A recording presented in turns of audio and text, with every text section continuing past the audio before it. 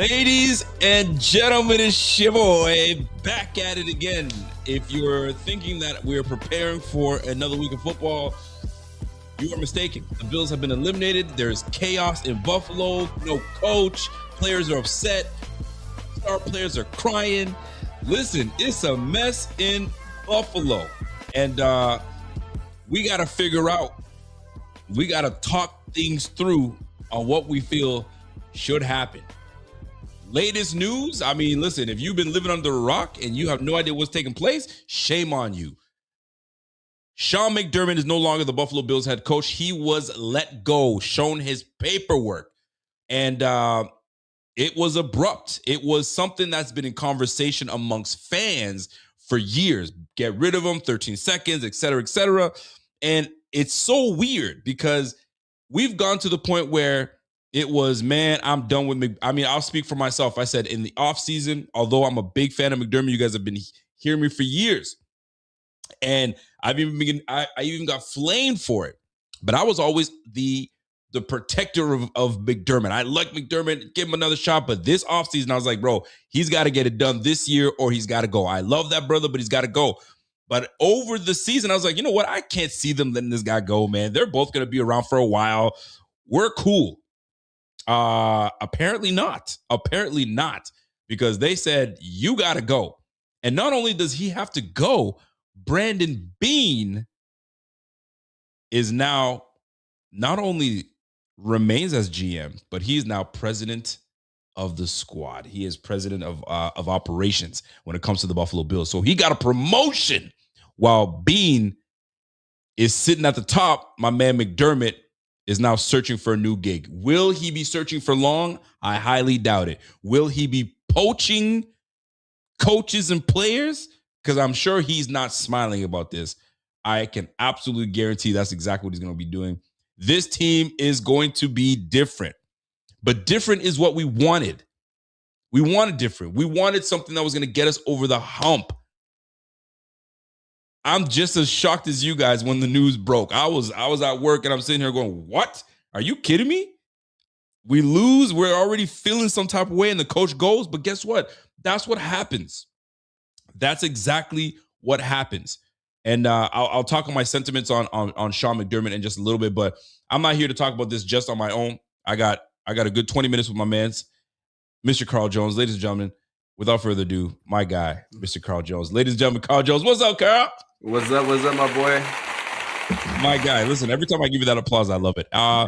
Let's get right to the nitty gritty because there's a lot that people are asking. There's a lot that people want to know. You're in the know. You're in the room. You're around some of these players. You're around your media colleagues, and there's conversation, a buzz.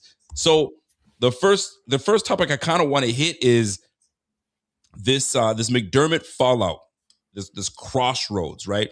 And I wonder if candidates are looking to go coach somewhere and they're watching Buffalo. They're like, yo, McDermott just got canned like that. And I want to go over there. I don't know what's going on over there. I don't know if I'm going to pump the brakes on going over there. Do you believe that's the case? Or are people packing their bags and saying, I want to interview. This is going to be the hottest job to go get. Is it as hot as some of these other places that are out there? What are your thoughts, your opinion? I still think it's a very quality job and one of the best jobs on the market. For my money, probably second best. You get to coach Josh Allen. Listen, when you are a coach and you know in this business, above all else, your job security is directly linked to how good your quarterback is. So I think any sane human being out there will be itching and clawing to have the chance to coach Josh Allen. Having said that, though, another thing that coaches value, and quite frankly, any of us who have ever had a job where you deal with corporate America, you value structure and you value stability and you value front office and GMs and good relationships with those people. There's nothing worse than a great job, but you can't trust the people above you, or you feel as if it's toxic. It doesn't matter how well you feel like your job is on the surface. We all been to work where it's like, damn, I feel like I got a cloud hanging over my head because head honcho upstairs on my back. And maybe, I'm not saying this to be true because I don't know every single candidate, but maybe there are some candidates out there who feel, oh man, they made the divisional round or AFC championship every single year and got canned. Oh man, he got canned, and then the guy who canned him got a promotion. What does that say for my stakes there? That means I'm third in command here. Like, I don't report to the owner, I report to the guy who has 2 jobs, GM as well as president of football ops. So I still think it's a very intriguing job. But when I think about Baltimore, and listen, they aren't dandelions and roses either.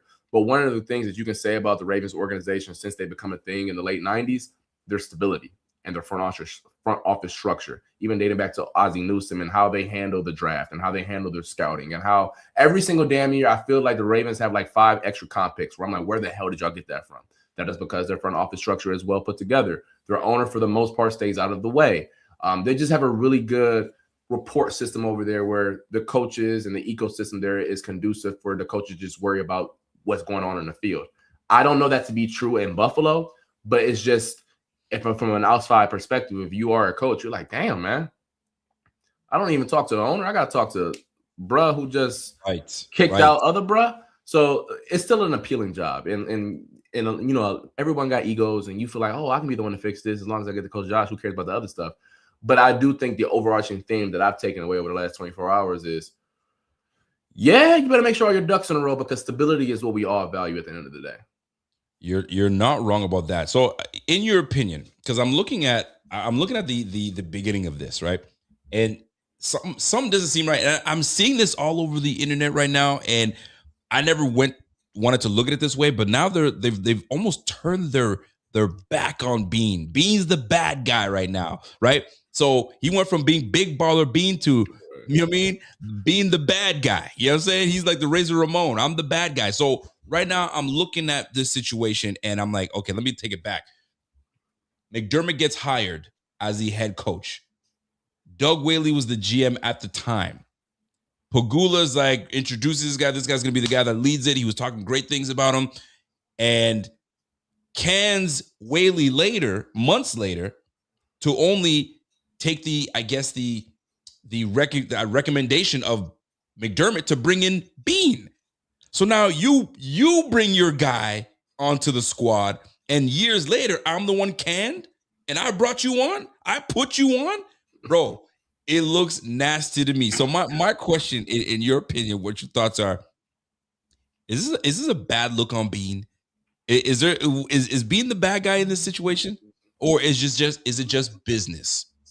I think that remains to be seen. I think there are a lot of situations as to where, listen, the optics aren't great right now, but let's just say in a year or two, God forbid how long, the Bills go to and maybe even win a Super Bowl. Is he still the bad guy?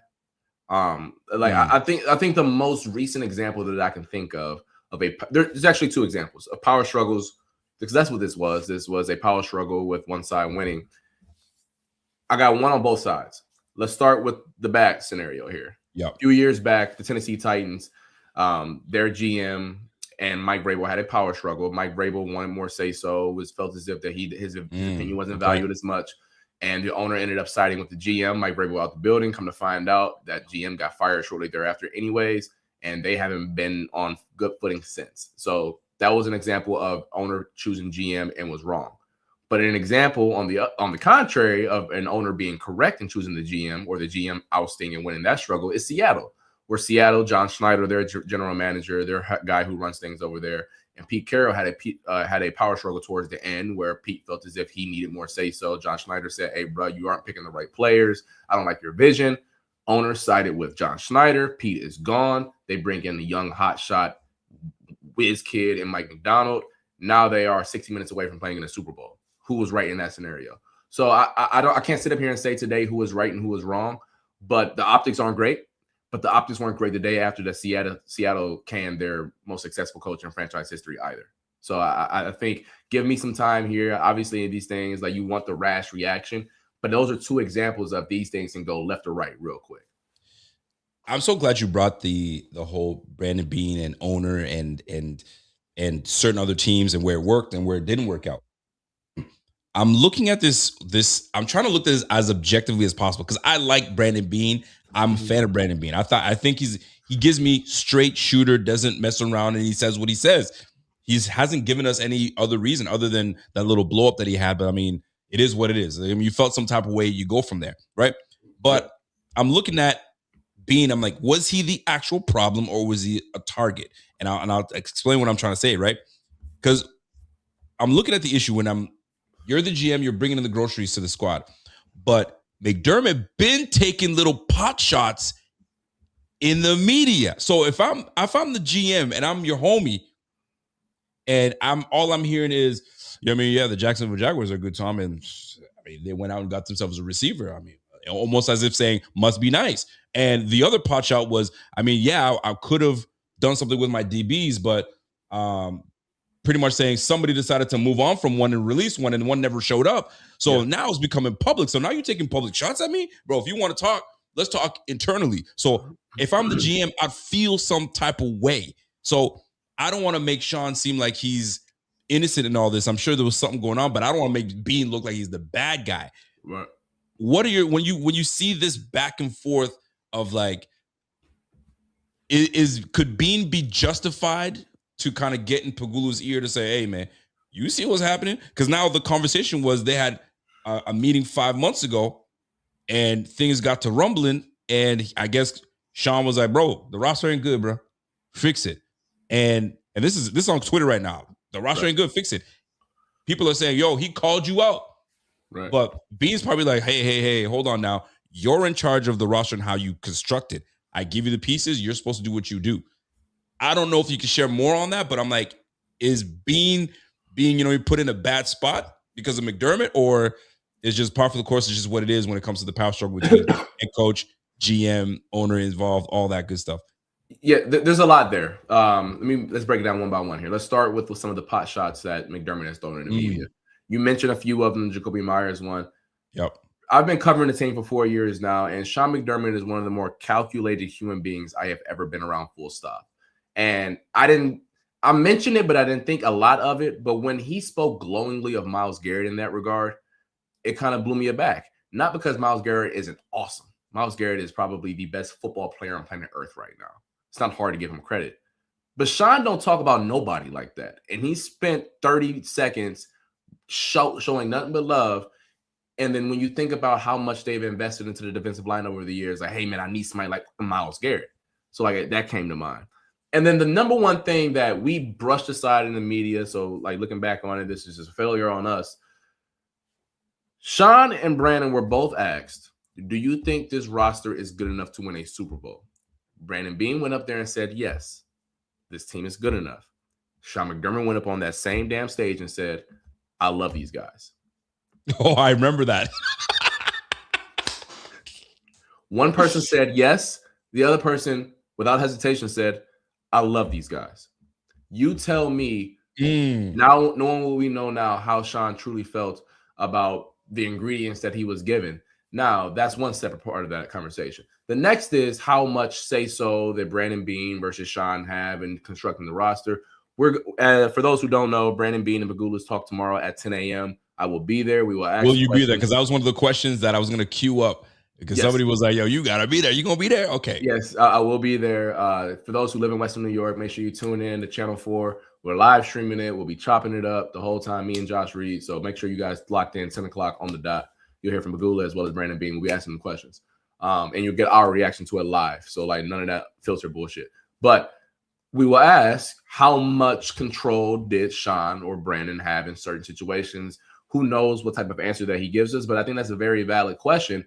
I know the general manager is supposed to be the person who has ingredients, but for all those who maybe aren't aware in the chat, very tenured coaches start to get power and say-so in how they build their roster. Sean McDermott was the head coach for the Buffalo Bills for 9 seasons. If you guys don't think he had no input on the type of players that he brought into this building, I promise you, I got some oceanfront property in Buffalo to sell to you. Hold on. So are you telling me that you think, based on what you know, because I'm looking at this defense, he's a defensive-minded guy, but like bringing in a Keon Coleman, I can't see. I had this argument with my man Pierre today. I was like, Sean came into the league. You saw the stat. 2 Pro Bowlers out of 58 players drafted. That's you. Before Beane got here, it was Doug Willie and McDermott. McDermott had Milano, Deion Dawkins, Trey White. Who am I missing?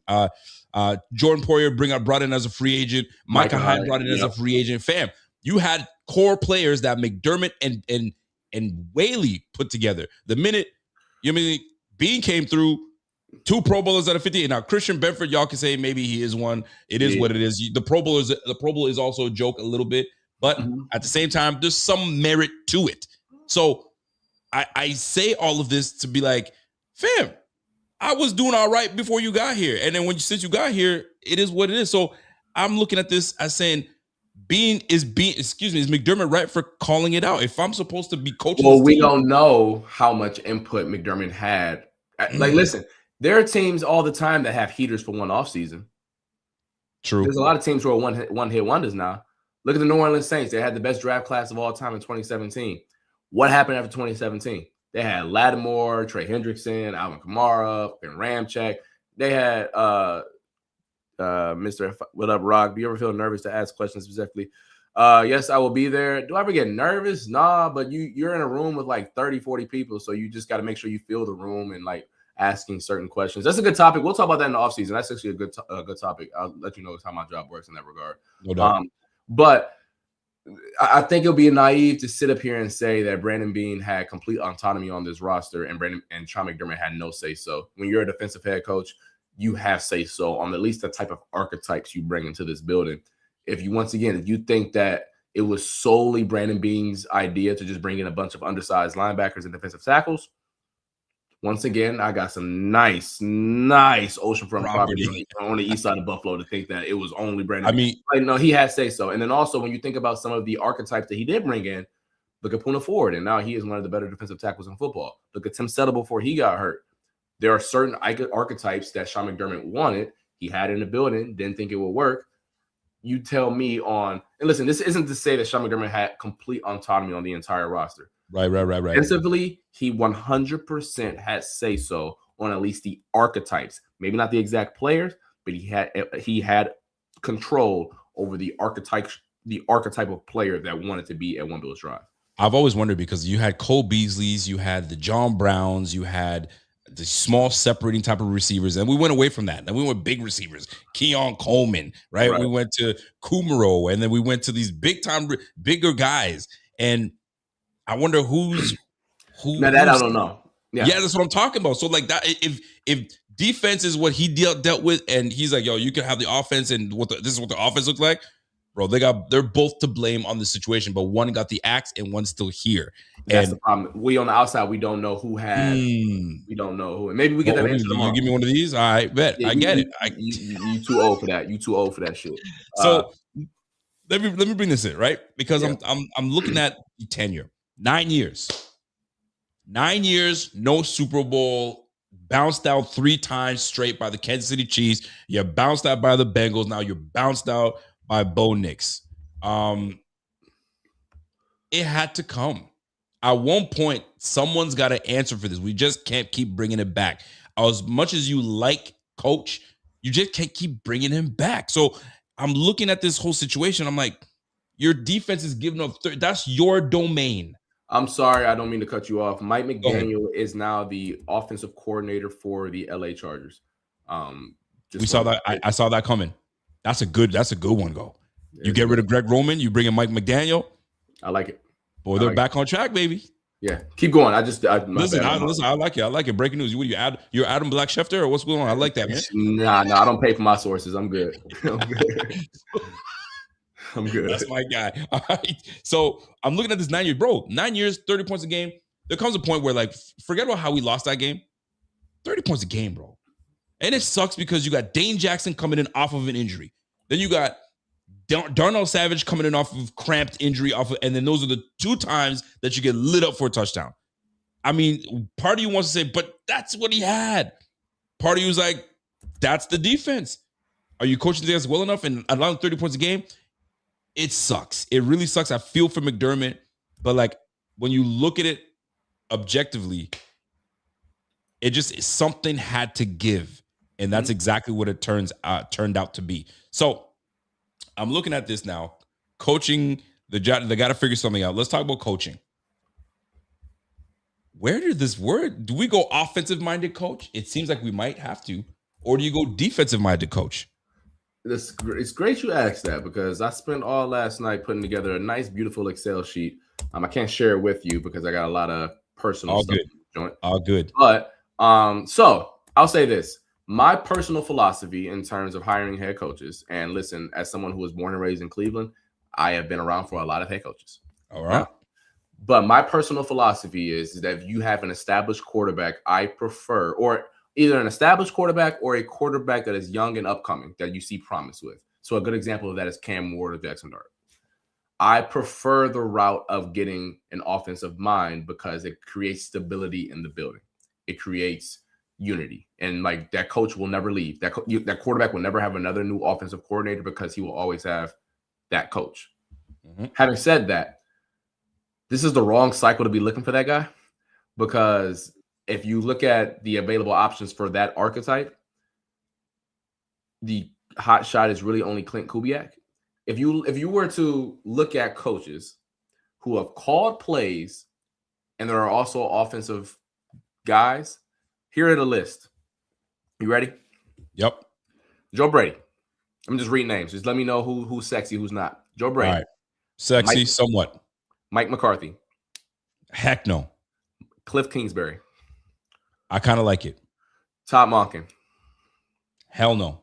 Mike LaFleur. He was the one that was the Jets OC. Now he's with the Rams. I'm good. Brian Dable. I'm listening. And then Clint Kubiak. I need to know what the big hype with Clint Kubiak is. The big hype is you might as well just stick with Joe Brady. The big hype is that he's a young guy that call plays. That's all I got for you. Because here's the thing is that, and to this to inform people on like some of these decisions, most coaches call plays before they get head coaching jobs. There are 3 coaches right now that currently have a job that had never called plays before they got the job. Mike Vrabel, Zach Taylor, and Dan Campbell. Those 3 did not call plays before they got the job. Zach Taylor was with the LA Rams. Obviously, Sean McVay called plays. Mike Vrabel is his own beast. We know that. And then Dan Campbell was with the Saints for a while. He did not call plays under Sean Payton. So I just listed you off the names of the guys who call plays. Now, if you want to go buck the trend and take a risk on a guy who has never called plays, there's Davis Webb out there. I know a lot of people love him, but he has never called a damn play in his life. What are you bringing here if you're an offensive guy that don't call plays? What do you bring to the table? Like, you know what they bring? Who was it that was? I think it was Hawkins.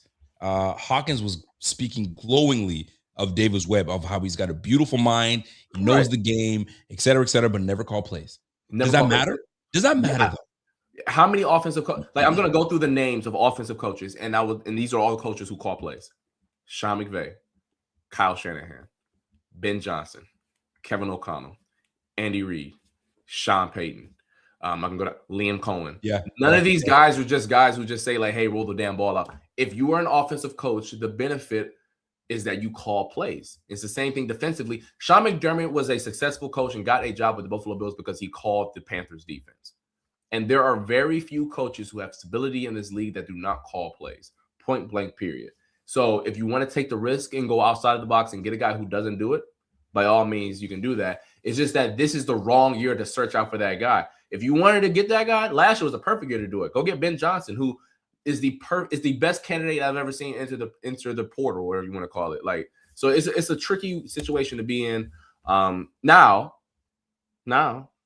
if you want a defensive guy, I think this is the year that you can make shit shake. I love Jesse Minter, the Chargers defensive coordinator. I would have loved Robert Saleh, but obviously he's. I would have loved that too. Yep. I would have. Chris Shula is still out there, the Rams DC. He's making a lot of stuff shake with a less than stellar back 7. Vance Joseph is the Broncos DC. I don't know how much he fits, but he's coordinated a very high level defense. What Brian Flores? Brian Flores, although his only situation is that he's suing the NFL. I don't know how that really works. I don't know how that works. Like, he's actively suing the NFL, but I like him. So it's a weird situation to be. We will talk to Brandon Beane and Terry Bagula tomorrow, and maybe they give some insight on the type of archetype of coach that they're going for, and maybe they'll give us some insight. But for me personally, I've been big on offensive guy because that builds stability and continuity with your quarterback. But I'm not going to get a C+ offensive guy in spite of getting a B+, A- defensive guy for the sole purpose of stability. So it's a tough spot to be in if you are the Bills searching for a head coach. Last one for me, and because I know you got to go, you got to get out of here. Tomorrow's presser. I just have a request. Okay, I'm listening. I need you. You know, sometimes there's a guy that gives it a pep talk before, you know what I mean? Get all your questions out. Put a star next to the toughest one. Put these guys on the freaking block and just chop them down with questions. You got to. You can't toss up softballs. Yeah, for sure. I think we all deserve that. I think Bills Mafia deserves it. I mean, listen, the reception that and obviously I'm not from here, so my temperature is based off of what I see from you guys, right? Yep. I don't have the internal temperature because I'm not from here. I don't have the same pulse. But listen, it's our duty as reporters to to ask questions that you feel as if our audience wants to know, and I think we got a good pulse on some of the concerns is the word I'll use. Some of the concerns that Bill Mafia has. And just one last one. Whenever somebody has to ask a question, just pick up the mic and speak in that bitch, man. Please. Here's the problem. That's a Bills PR problem. It's 2026 and you don't get yourself in trouble. You good. Yeah. You good. I still work with them. They ain't get fired. So I mean, yeah. Listen, I sent the message. I added them. They on notice now. You know what I'm saying? Even the president of Bills Mafia was like, yo, I got you, bro. So he ain't listening to me, listen to that dude. You feel me? Anyway, ladies and gentlemen, I have way more questions for my guy, but he's got to go to work. We'll catch up. We got all off season. We'll do it all. Listen, next Tuesday, I'll give you my thoughts on what happened. Yeah. Yes, so we gonna talk about that. And I need feelers. The question's cool, but I need you to pan the room and look at people's reactions. I'm a people watcher. I need that. You want me to be messy in that bitch? Okay. Yeah. Hey, you be that messy bitch, man. Yeah. Listen. You know what? We'll talk about that shit off air. Hey, love y'all. Y'all be safe. It's cold as hell out here. Make sure y'all stay warm, man, because it's wicked as hell outside. Be safe. Listen, man. Peace out, bro. Listen, Linda. I hope that message resonates a little bit with my man, and he goes out there and does his thing. A big shout out to my man Carl Jones. All right, and we're gonna get his reaction next week as this thing goes down. So tomorrow's press conference, it's set for 10 a.m. Eastern, 11 a.m. Atlantic for me. So hopefully I can get away from what I'm doing so I can press that sucker so I can listen to Brandon Beane, keep it a buck, and keep it straight. Now let's get into some of the things I want to get into. All right, and it's this power struggle, because that's what it becomes. It's a power struggle, and if you didn't feel deflated last year in the AFC Championship game and saying, like, how do we not get this? You knew going into this year was going to be you need to go in and you need to get it. And that creates more pressure. And I'm sure there was some conversations during the offseason that said, if you don't get it done, bro, we're going to have to look at this whole thing. So here starts the season. We go through a barn burner with the Ravens. We win that one out. And then we get on a little win streak. And then we lose games we had no business losing, right? Losing to the Atlanta Falcons. Losing to the Miami Dolphins, especially the way we lost to the Miami Dolphins. So there were a lot of things that stood out this year on some of the losses that we encountered, right? Losing to the Patriots with 3 turnovers. Shame on us. So there were moments that we kind of went into this game. We're like, what do we do? We barely got over the Cleveland Browns. Losing to the Eagles the way we did. Like, there were losses that we took that certainly would put pressure on McDermott. And him being let go isn't a surprise. It should not be a surprise if you really look at it. You've been in this almost a decade. You have the best player right now. Well, arguably the best player. Some might say top 5. Some don't even think he's the best quarterback in the game. Regardless of the fact, the guy is a unicorn. The guy can run the football with ease. He can throw the football. He's that dude. And you're not winning? Yeah, but Peyton Manning didn't win his till his 30th. I get that part. We do. But you've had opportunities, my goodness. You've had opportunities and you can't get over the hump. And the money and free agency is catered to the defense, which is McDermott's side of the football, where he's supposed to be the guru. But yet, every playoff divisional game, AFC game, L after L after L, and these L's come in just weird situations. There's always a weird, quirky thing that happens in these games. And the Bills are always part of it. So as an owner, as a GM, what are you supposed to do? My team keeps losing in an awful way, and I have to answer for it. Something's got to give. You're the one coaching. You're the one developing. What did you think I had to do? That's one side of looking at things. Then I'm looking at McDermott's side. I was brought in here to change the culture.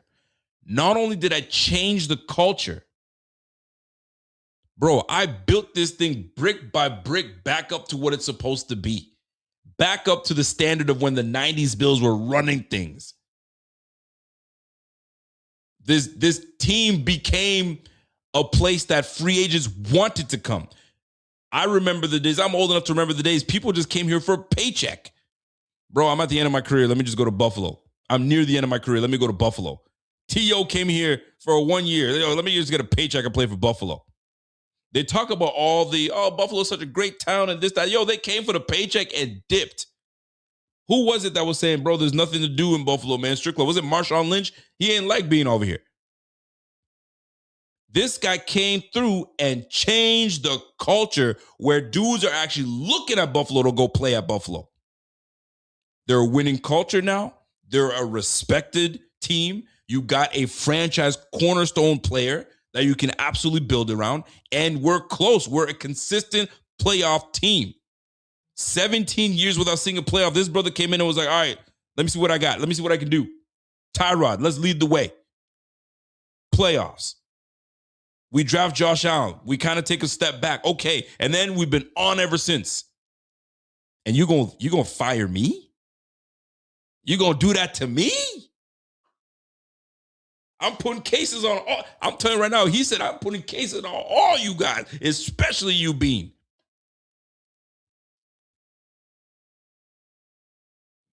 Now my man is gone.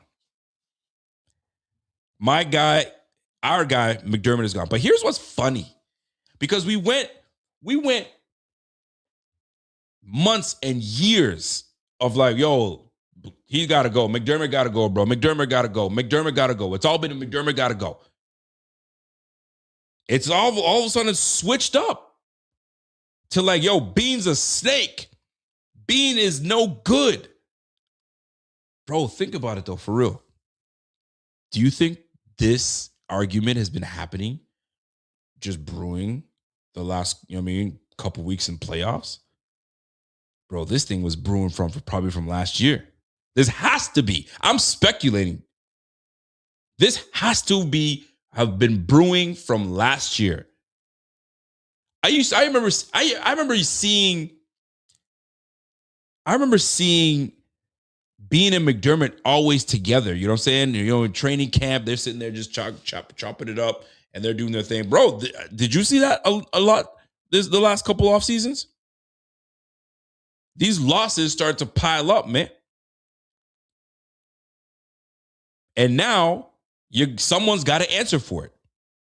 Somebody has to answer for it. Because you doing nothing or Pagula doing nothing is an action. It's okay with this culture of like doing well and the community loves you, all that good stuff, and then you lose. And I remember seeing people say, yo, Pagula doesn't care. As long as his team is making money, that's all that matters to him. Well, he's had enough. He's had enough. So now the Bills are without a coach. And now this is my biggest worry when it comes to this firing that took place. Because McDermott is such a good man, number one. I mean, you don't take it from me, take it from his players talking about him. Take it from people that have met him in the media. Take it people that talk to him and outside of the media. They have nothing but great things to say about McDermott. McDermott has built something special in Buffalo. Now that you've let him go, you got players coming out and say, yo, this is BS. Yo, how could y'all do this? Yo, that's my guy. They're coming in great support of McDermott. You move on from McDermott, bro, whoever comes in's got big shoes to fill. Whoever comes in after McDermott has big shoes to fill because you bring in a guy that nobody F's with. Man, listen to this guy, man. He don't coach like my last coach. Of course he's not. Man, yo, I'm not buying what this guy's saying. Yo, if you don't get the buy-in from these guys right off the bat, right off the rip, bro, there goes your culture. And if that culture fails, bro, there's no love. There's no love in the building. Now you're not playing for each other. Now you're just here for the paycheck. I don't want the Bills to be that team that players just come for the paycheck. So whoever they come and replace McDermott with, you better understand the city. You better understand the culture of that team. You better understand your players. You better come in with a resume. Because if you're somebody, you know what I'm saying, that I don't know who they would bring in that wouldn't do the job. I have no idea. That's why this is going to be crucial. And the worst part about it is Brandon Beane's the one that's going to be calling all shots. The roster falls on him. Coaching falls on him. He is the guy. So if things go awry, that's all on him.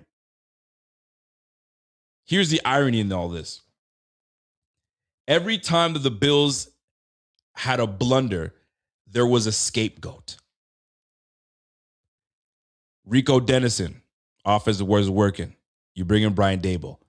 Brian Daboll let go because there was some kind of rift. The offense wasn't doing it, and it just wasn't working out. Out goes Brian Daboll, right? Here comes Ken Dorsey. Ken Dorsey comes in, not happening, doesn't work out. Boom, he's out of there, right? All the offensive work, there's a scapegoat, and then it just started happening, right? Leslie Frazier, 13 seconds. What happened? He steps down. Maybe there was a conversation. Scapegoat.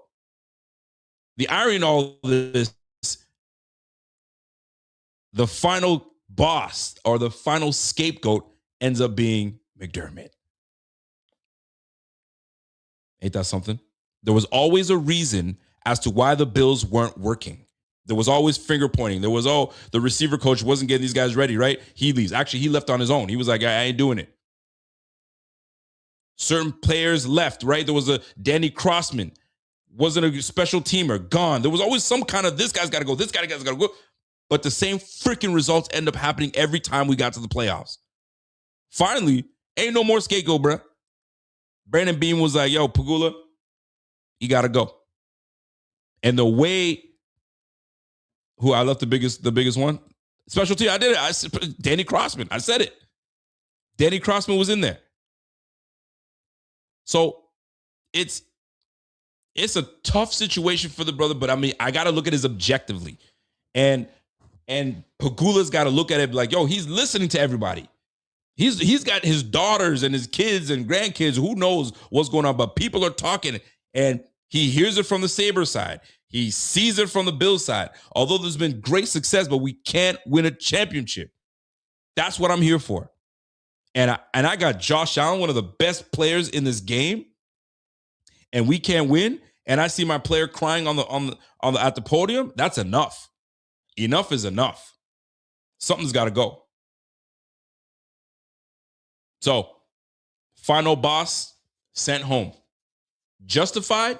Some might say yes. What is the average time when a franchise or great quarterback and a head coach can't get things together? Yo, you got to separate, bro. You had 5 years to do it. That's your 5-year contract. You have 5 years to do it. And right now, they plateaued. The Bills have plateaued. They plateaued. Regular season, they do well. They flounder in the middle of the season like they always do consistently, and then they pick it back up again. But this year felt different. It felt different, but we were still in every single game. But it gets tiresome of losing the same way every time by absolute misery and heartbreak. I'm only starting to get over this loss now. And then this whole firing happening, that just puts a bad taste in my mouth because I actually like the individual. And here's the worst part. They fired this brother. Then they put out a statement. And the statement's got is got spelling mistakes, is not as heartfelt. It's just like, yo, that's a coach that coached this team for damn near a decade, and that's what you do? That's what I got? Fam. McDermott comes in and writes a beautiful piece about the community, the team, all the people he's met. These guys come in with something that was McDermott with the big. Pagula was probably sitting on the toilet, wrote this thing up and just press send. Send it to the PR squad. The PR squad didn't even look it over. They went copy, paste, threw it in there. It's tab. I feel for the brother now. Now, nothing can be done now. McDermott will move on somewhere else. And I'll tell you this right now. He will take some players with him. He will take some coaching staff with him. But it makes sense because whoever comes in with their own staff is probably going to bring their own people in. Maybe they'll retain some people. Maybe it's someone that returns to Buffalo. Maybe they have their candidate right here on the team in Joe Brady. Would I want that personally? No. I need someone that can command a room. Joe Brady does not give me any reason to sit here and say, yo, that guy's got my attention. Not whatsoever. I need someone that commands a room and that can get people's attention right off the rip. McDermott gave you that because he was an older gentleman. You know what I'm saying? So you want to give respect to your elders, and he did a great job doing it. Came with respect, came with integrity, and he always kept it a buck. You'll never hear anything bad. You haven't heard anything bad about him since this thing has gone down. So whoever does come in, you have to make sure that you got that room. And you better make sure you got your quarterback. Because if your quarterback don't mess with you, it's a wrap. So now the Bills are one of the hot teams out there in need of a coach. Robert Saleh, gone.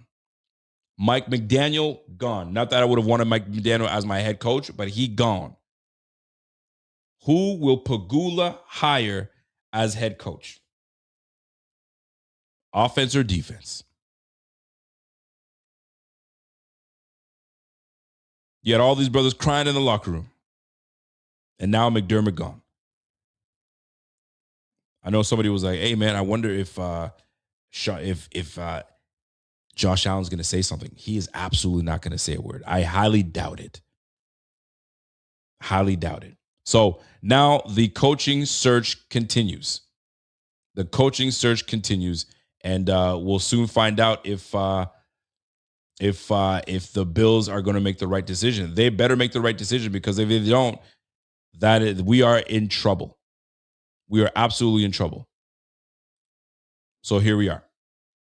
Now, before I get back to my notes, I got to talk about this game real quick, because I do have some things that I want to share that might not be so popular. And let's get to it. I'm not going to spend too much time on it, because I'll tell you right now, that game annoyed the hell out of me. Because we had no business losing to that team. I stand on that. We have no business. We were the better team. I don't give a rat's ass what anybody tells me. We were the better team. I love the Bills. You guys know that. I love this team. Love Josh Allen.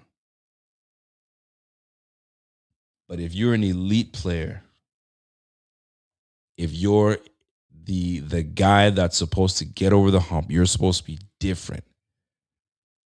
You cannot do those sugar high Josh Allen things like that. I think I'm done with you got to live with what you got to live with Josh Allen. You got to live with it. That's the type of guy he is. You got to live with it. I'm not living with that bullshit no more. There comes a time where you got to grow up and stop doing that nonsense, because you got 22 other guys that are looking at you, fam, like, yo, we need this, bro. You got a head coach that is without a job because of your acts. And people don't want to hear that, but it's true, because if we win that game, McDermott is still coach. And we're preparing for the New England Patriots. But 17 is out here willy-nilly with the football and all that jazz. Bro, enough, bro. Enough. I've said this before, and I'm going to say it again. You're too old for this nonsense. You're too old for this nonsense of willy-nilly with the football and doing all this nonsense, bro. You're too old for this crap. Enough. Love Josh Allen. But, bro, there's guys that are not going to be on this team next year because of this loss. This loss has got everything shuffled now, because McDermott now leaves, and there was guys that were brought on this team by McDermott. So now they're gone. They're out of there. New coach comes in and says, I don't F with you. I don't F with you. I don't F with you. I'll bring my own peoples in. Coaching staff. Babbage is probably gone. Joe Brady's probably gone. Not that I care about that, right? Ryan Nielsen's probably gone. Cromer was like, I'm retiring. I'm out. I ain't doing this. Too much heartache for me. I'm out of here. Bro, your actions on the field is costing people their jobs. Let's keep it a buck if we're going to do it. I love the dude, but that's what's happening. That's the reality. So when Josh was up there on the podium crying, there's reason for it. Obviously, the loss, the loss hurt, excuse me. But he also knows, I'm looking at all these guys in this room. When he said, I let people down, oh, he knows what he was talking. I know what he's talking about. I let people down, meaning, yo, there's people that's not going to be back in this locker room. Joey Bosa, you out of here. Epinesa, you gone. Matt Milano, I tried to get you a championship before you left. You out of here. Poyer, my bad, bro. You gone. Like, there's a lot of guys that's not going to be on the squad no more. It's going to be a different squad next year. 4 turnovers is unacceptable. You're not going to win games like that at all, ever. You're not going to see guys like Tom Brady will do garbage like that. You're not going to see, you know what I'm saying? You're not going to see Pat Mahomes give up the football line willy-nilly like that, especially when games like that matter. Hell no. There's a reason we can't get over the hump because of these foolish and silly things. There was a shot. And we missed it. And who knows when we're going to be back? Honestly, I mean that. Who knows when we're going to be back?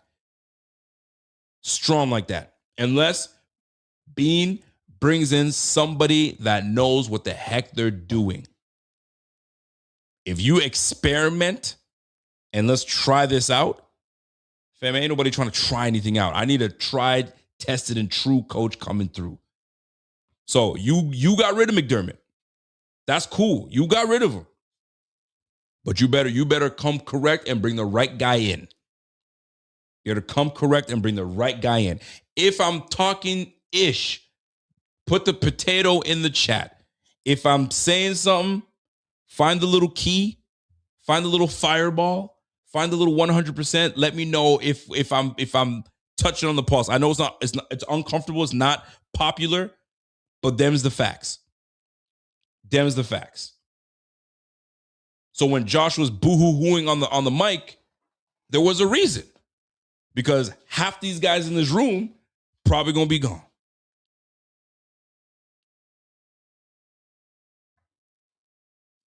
So now it's a gut check time for him. This offseason is going to be a very interesting offseason for Josh Allen. It's going to be a very interesting offseason for him, because now what Josh Allen are we going to get when he returns? He's always going to be nice. We know that. There's no question. He's always going to be that dude. But where is he going to be up here? You ain't got your coach no more. You've been with that brother since for 8 years. He gone. Most of the position coach is going to be gone. Joe Brady's probably going to mostly be gone. So now you're going to be dealing with a new offensive coordinator, new quarterback coach, new running back coach, new O-line coach, new head coach. a GM that at least there's continuity there and there's a relationship there. But everything else is different. Hopefully, this is the move needed to get over the hump, because there have been guys that had to let go of a highly tenured coach, and the moment that coach left, team had success. Take a look at the Seattle Sonics. Golly, Seattle Sonics. Take a look at the Seattle Seahawks. They could damn well win the freaking Super Bowl this year. New coach, new GM. They say, yo, we got to change the culture. We got to change everything. And I'm sure there were some grumblings happening. But boy, oh boy, are these 12s absolutely happy about it. And I'll tell you right now, I love this. Change is very difficult for everyone. Some folks can do it. Some folks are not great with it. But you know what happens with change? You get used to it. I'm sure after Marv Levy left back in the day, you're like, bro, who's going to coach this Bills team? What the heck? Oh, man, we're so used to Marv Levy. Change was difficult. But we also had to go with a carousel of coaches before we found one that we like. Enter McBeane. I still like Beane. Beane has always been a guy that shows me that he straight shoots. He doesn't waver. He doesn't go back and forth. He gives it like it is. I'm hoping that he gives it like it is tomorrow. What I do anticipate is they'll ask questions and he say, well, in respect to Sean McDermott, he's not here, so I can't answer for that. He'll have to answer for that. I hope he doesn't refer to that reply all freaking press conference long. I want him to keep it straight. Keep it real. Because right now, fans are not happy. They don't want to see you right now, Beane, because they think you're the bad guy. So it's almost as if you got to go back in there and say, well, let me kind of break it down to you on how this all works. So the real question becomes, who was responsible for what? Because I'm curious, because I got into it with my man P Money, aka Pierre. And we were discussing responsibilities and why the fallout and what potentially could have taken place. And Pierre was making some really valid points. And I was like, well, then because we were mentioning about, okay, who was in charge of the roster? McDermott. Who was in charge of, the roster construction? McDermott. Who was responsible for the player management and who gets in the game and who doesn't get in the game and so on and so forth? McDermott. So like he was mentioning all the tasks that McDermott had and all the power that he had. So then what the hell was Beane doing? Drafting, free agents, contracts. And they both report to Pagula. One's in charge of the roster and what they do with the roster and who he wants. I assume that's how it works. And this guy's responsible for going to get it. What I want and what you get, I think that's where the standstill. I told you I wanted this. Yeah, but I can only afford this. Why can we only afford this? We don't got no money. Why? Well, I had to pay Von Miller. You wanted Von Miller. Touche. I had to pay Joey Bosa. Well, I told you to go get somebody. You decided to get Joey Bosa. Well, you need it for your defensive line because that's what you love. You all our money is in the defensive line. So like, I'm getting the groceries. You tell me what you want. I get you what you want, but you don't like what I get you. Yeah, because you don't know how to manage the money. I don't know. Could it be that? It's like when you told your mom to go get Fruit Loops for you and she comes with Fruitios. What the heck is Fruitios? That's all I got. That's all we could afford. Fruitios, it tastes the same. No, it don't. I need a 10 to 12 to 14 sack guy. I'm getting 6. I'm getting 5. Well, Fruitios is what I got. Fruitios is what you're getting.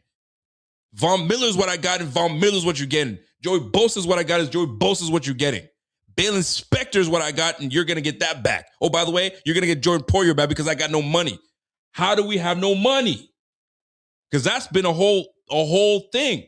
Where the money at? Doesn't it feel like the Bills have been in cap hell forever? We got like damn near $60 million rolled up in like 8 players. Fam, that's disgusting. I want Apple Jacks. You're getting Apple Jumping Jacks. It's the same thing. No, it's not. Yes, it is. Roll with it. So there's fault in the GM position too, because you're bringing me the groceries. You're telling me to cook with the groceries, but the pork tenderloin you got me is dry as hell. Like I can't. Where's the marbling? I need the good stuff. So I always wonder where the heck did all this money go that we just cannot get quality free agent players to come to this squad. And you can't tell me nobody wants to come to Buffalo. Cap. Buffalo's a winning franchise. Who the hell wants to go to Green Bay? Right? I can name all these little small markets. Ain't nobody trying to go there. Wisconsin? Give me a break. Missouri? Who wants to go to freaking Missouri? Get out of here. I'm not buying all that. So Brandon Beane has got some fault in this too. McDermott may have not done a whole lot with the roster, but you getting me the groceries. You're the one getting me the players. So what you want me to do with this, man? So the report out there is that, he called out Brandon Beane in front of Pagula on the roster. You got me Elijah Moore. You got me, which you cut. You drafted Keon Coleman, which I had to bench multiple times. You brought me, you drafted me Kincaid. That brother can't stay healthy. Guy was playing 30% snaps all game. I'm sure he gutted himself out. I get it. You got me a Josh Palmer. This brother was a bust all year long. Like what you want me to do, man? So that power struggle went along. So I bring this up because you have a guy that he's only responsible for getting the groceries, but he's got really no say on what he does with that. McDermott has an argument to say, fam, those pot shots I took at you that you don't like, they were warranted. Now, I totally get it. I, as a GM, would have been kind of like, what the hell are you doing? Why are you airing out what you would have liked, knowing that our budget, we don't got the money? At this point, McDermott didn't give a rat's ass because he probably thought, if I'm going out, I'm going out on my sword. Him saying, I'm standing up for Buffalo. I was like, that ain't McDermott. That was the guy that was trying to save his job. That was the guy that was trying to stick around. Or that was the guy that was saying, I know I'm getting fired, so I'm going to say what I need to say. Because that boy, like my man Carl Jones said, he's calculated, very calculated individual. Damn it, I'm standing up for Buffalo. I was like, what? He's never stood up for Buffalo like that. But I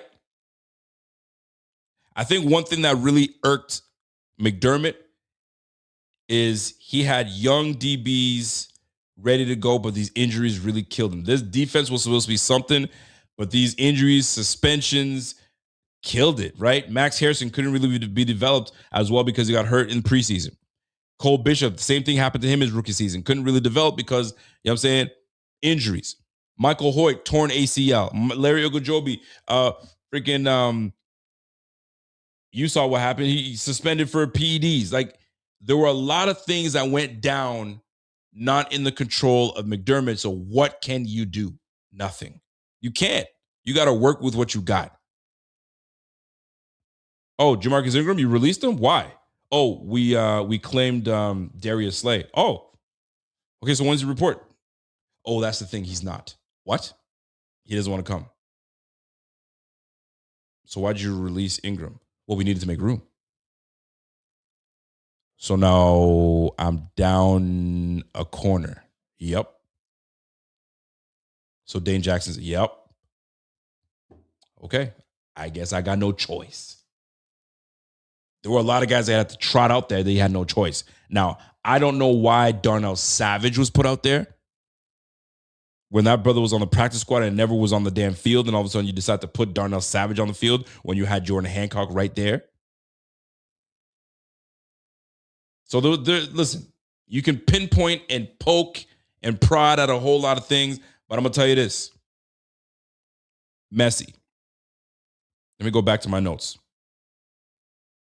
So, was Beane the problem? I don't think Beane was the problem. I think when you are in a friendship, relationship, business together for 9 years and problems start to arise and the results aren't coming in, there's friction will happen. Whether you can get over the friction is one thing. You go into business with a friend, it's probably going well the first 2, 3 years, 4 years. 5, 6, 7 years, you start seeing the faults of one another, and now you just can't stand one another. That's where the breakup happens. Roommates. You ever become a roommate with a friend, and you're always told, don't be a roommate with your friend. Doesn't work out. Nah, that's my homie, man. We're good. All of a sudden, y'all ain't friends no more. Because we decided to go in on living together, business together, whatever, and it's a wrap. So to me, at the end of the day, McDermott was not happy with the Fruitios. And Beane was like, bro, that's all we got. Stop being bougie and eat what I can afford. And that's what it came down to. One didn't want the bargain bin. He was sick of the bargain bin because at the beginning of his career, he was eating nice. He was eating filet mignon. You know what I'm saying? He was eating nice. AFC Championship. Right when we're young, right? 2020 AFC Championship. Oh, shoot, we're here already? Bro, we're ready. We're close, bro. He was eating nice until we couldn't. We had to pay some people. We had to move some money around. McDermott was used to eating nice, and then Beane was like, bro, we can't eat nice no more. Now we gotta start eating, you know what I'm saying, out of no frills. For the Canadians that know there's no frills, you know what I'm saying? Those are the lower end grocery stores or the cheaper end grocery stores that are affordable. My man wanted all the good stuff. We couldn't afford it. Here we are. So all the complaints just got too much. Oh, you think you can do it all by yourself? You bad? Then go do it yourself somewhere else.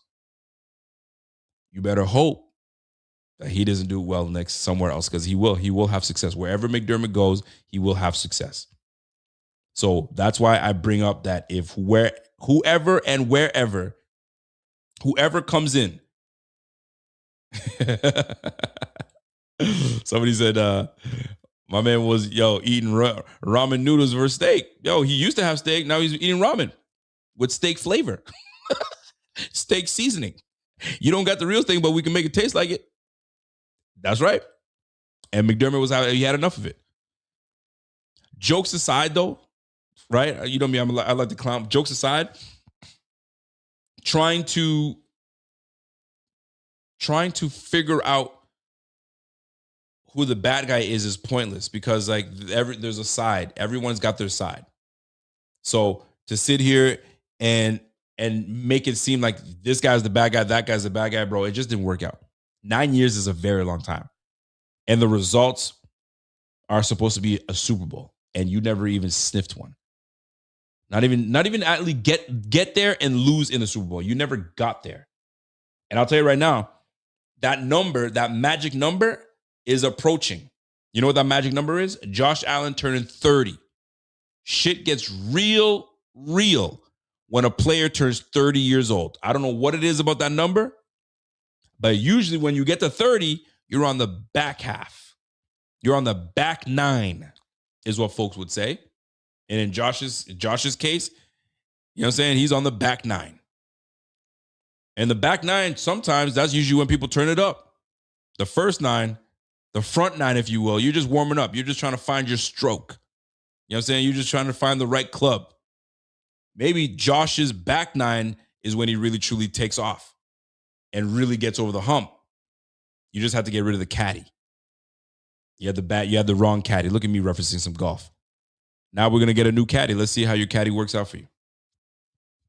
So Joe is Davis Webb the guy? Who knows? Who knows? My man said, yo, Rico, ask this. Why are we broke, though? Is Sean McDermott telling Beane to go all out on these stupid contracts? And that's the thing. That's a great question. Bro, you wanted Von Miller. I got him. He tore his ACL. He was on a roll, though, but he tore his ACL. Nothing I can do. How about this? Stop going after these old players. Stop going after these old players. Stop going after guys that were once good or now they're washed and think you can kind of reestablish them. Here's another one. Draft better. That's the Beane. Draft better. You had Ladd McConkey dead to rights, a receiver that would have paid dividends for Josh Allen. Josh Allen is not a deep ball thrower. He's not. This guy's not good at throwing the deep ball. He's got one or two that work, but he's always underthrowing it. You guys have been hearing me say this for years. This is when Stephon Diggs was here. I was saying this. Underthrowing, the amount of times that we have to turn back and wait for the football. For a guy that has a cannon, he's either way off or he's underthrowing the football. I think I've seen him throw someone in stride on a long throw maybe a handful of times. Maybe I'm tripping. And the ones that vividly stand out to me is Robert Foster, Gabe Davis on the 99-yarder where he just ran underneath it. It was money. I'm trying to think of like a long, his accuracy is not great. So get him guys that are intermediate. That's where Josh is money. Accurate, pinpoint. Now we're going to get you Keon Coleman.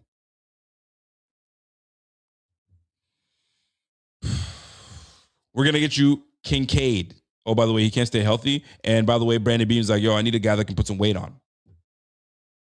Did we see a lot of Kincaid? No. We saw a lot of Dawson Knox. You can tell I'm still pissed off about this game. And by the way, this is what I was going to tell you that you guys are not going to like. Brandon Cooks did not come down with that football. Keep it a buck. Keep it a buck. It wasn't the same as all these other ones. Watching that thing constantly, oh, yeah, his knee went down, this and that and there. No, bro. I saw the Devontae Adams one, and I saw the other one. The refs making that call, I was like, and the thing is, usually when some of these guys catch that ball, they're like, yo, coach, I caught that. You sell it. Brandon Cooks didn't sell shit. That brother rolled down. He stayed down for a bit, got up, and walked over it. What? Don't think that was a catch. And I'll tell you this. If the roles were reversed, and you had Cole Bishop right there, and he rips that football out, you're going to be like, yo, he never had control of it, and it fell in the Bills' hands. That's an interception. That's exactly what would have happened. And by the way, Allen underthrew that one too. Brandon Cooks had that brother beat by 2 yards. 2 yards. I'm still pissed, by the way, because that's a touchdown. Brandon Cooks had that guy beat by 2 yards. Underthrown on that 36-yarder too when he had to come back for it. Bro, I can't tell you how annoyed I am about losing that game. We had no business losing that game. Golly, man. Anyway, I don't think that was a catch, personally. I was pissed just like everybody else. But the more I watched it, or slowing it down and freeze framing it and looking at the other catches and looking at that one and looking at all these other catches, do the refs know what the hell they're talking about? No. Do they get them wrong all the time? Absolutely. This one, I side on more of like,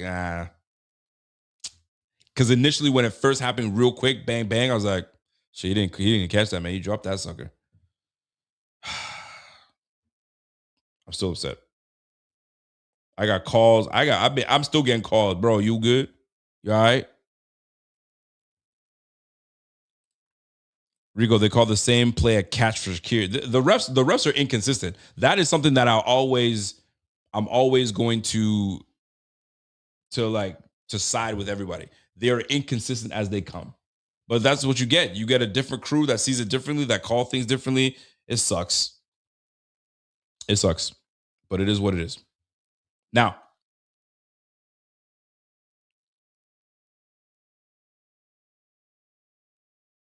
when looking at who's responsible for what, McDermott roster, 53-man roster, coaching staff. He was responsible for the coaching staff, who to bring in, who not to bring in.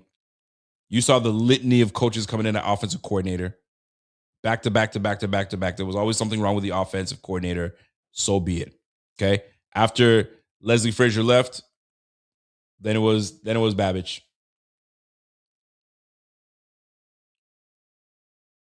It's one of those things where it just doesn't work out. So the rift, I'm trying to end here, okay? The rift between the coach and GM, especially when, and Carl said it best, when you've been long enough in the game, you report right to the owner. And I don't think Beane liked it over the time, because I'm doing something over here. Like the right hand doesn't know what the left hand is doing. But both hands report to up here. Like, it's just odd. And I thought they were like this. Clearly they weren't. It's just a weird dynamic of how they have it. But some structures have it this way. Some structures have it this way. So tomorrow's presser, I hope to the good Lord that these guys come prepared and ask the questions and don't let it off on it. Right? You still got a job. They're not going to just take away your credentials because you got a little too mean in the press conference. That's why you kind of respect the Jerry Sullivans of the world, because that brother, just as negative as you want to call him, he'd ask the questions that need to be asked. Straight up. And I'll be damned if somebody says, hey, McBean, Brandon Beane, you hold your head up. You did a good job. Buffalo loves you. I'm hoping somebody says that, actually. I'm hoping somebody comes in and just gives him, after being defeated with all the questions, you did a good job. He deserved to be fired. 9 years. That's a long time of no success going to the Super Bowl. You did it. City of good neighbors. We got you. Yes, ma'am. Yes, ma'am. I kid. So the press conference that happens tomorrow. Terry Pagula and Brandon Beane are going to be sitting there on the spotlight. The light will be bright, 10 a.m. I'm sure they're going to be speaking on the Denver loss and what it meant for what it meant for McDermott. Was McDermott going to be fired after that game, regardless? Or was he playing for his job all year? Was his job on the line for this game? Were you planning to fire him way before? Was he supposed to be fired last year? Bro, I want to know these things, man.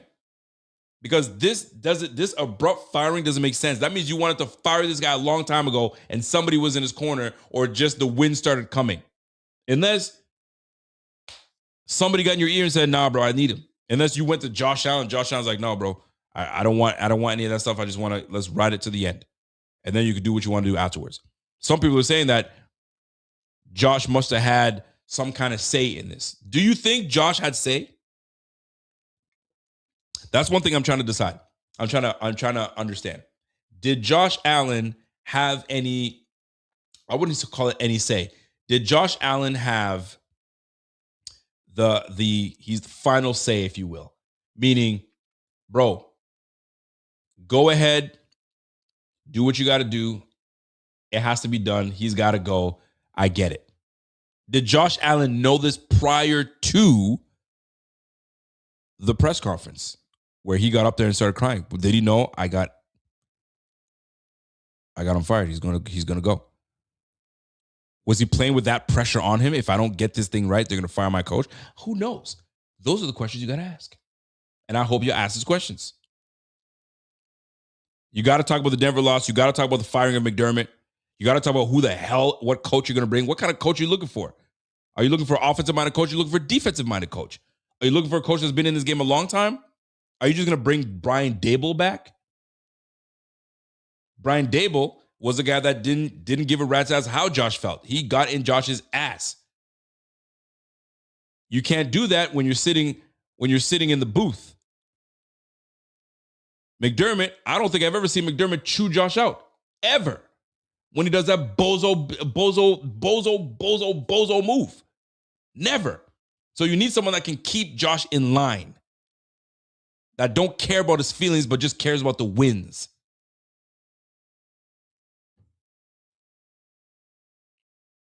It's a lot of internal drama. Bills are not usually part of this drama nonsense. There's a lot of drama going on in Buffalo. So this press conference tomorrow is going to shape the narrative going forward. It is going to shape so they better carefully choose their words tomorrow. Because narratives will be flying. So they better be honest. They better keep it a buck. And just hopefully it goes the way we need it to go, where there's transparency all the way through. But I'll tell you right now, tomorrow changes everything. Everybody's going to be watching. I'm talking about coaching candidates, agents, right? If I have a client that y'all are calling, you want me to go over there, you want me to send them to that mess? Nah, we'll pass. We're gonna go somewhere else. Nah, Buffalo right now, they ain't got it right now. They don't even have a head coach. Let's figure out who their head coach is before we even do anything. So you guys need to act quickly. The Bills can't sit on this and just wait. They got to act quickly, but they can't just act quickly for no reason and just grab anybody. Because people are watching. They're watching to see what the next move is. It better be someone that's respected. You got some pedigree. You can lead men. And maybe, just maybe, it's an offensive-minded guy. And he's innovative. But that, you're looking for a super coach. How many coaches can do that? Right? That can do all those things. Sometimes these coaches just come out of nowhere. The fact that Sean McVay got hired when he was, 30? But he was like a guru. He was that dude. And he looks like he can present himself and he can get in the locker room and hold it down. So is Davis Webb that dude? Sometimes the look of someone can kind of tell you something. What's Davis Webb look like? I forgot what he looks like. Is this a guy that you can that can? I gotta share my screen real quick. And you guys let me know if this is a guy that can command a room. I need a guy that looks the part. I promise you, I'll get in the comment section in just a moment. I need a guy that looks the part, man. If you look the part, I'm with it. Davis Webb. I mean, I was about to grab a picture that I think I would have been funny. But that's our guy, Davis Webb.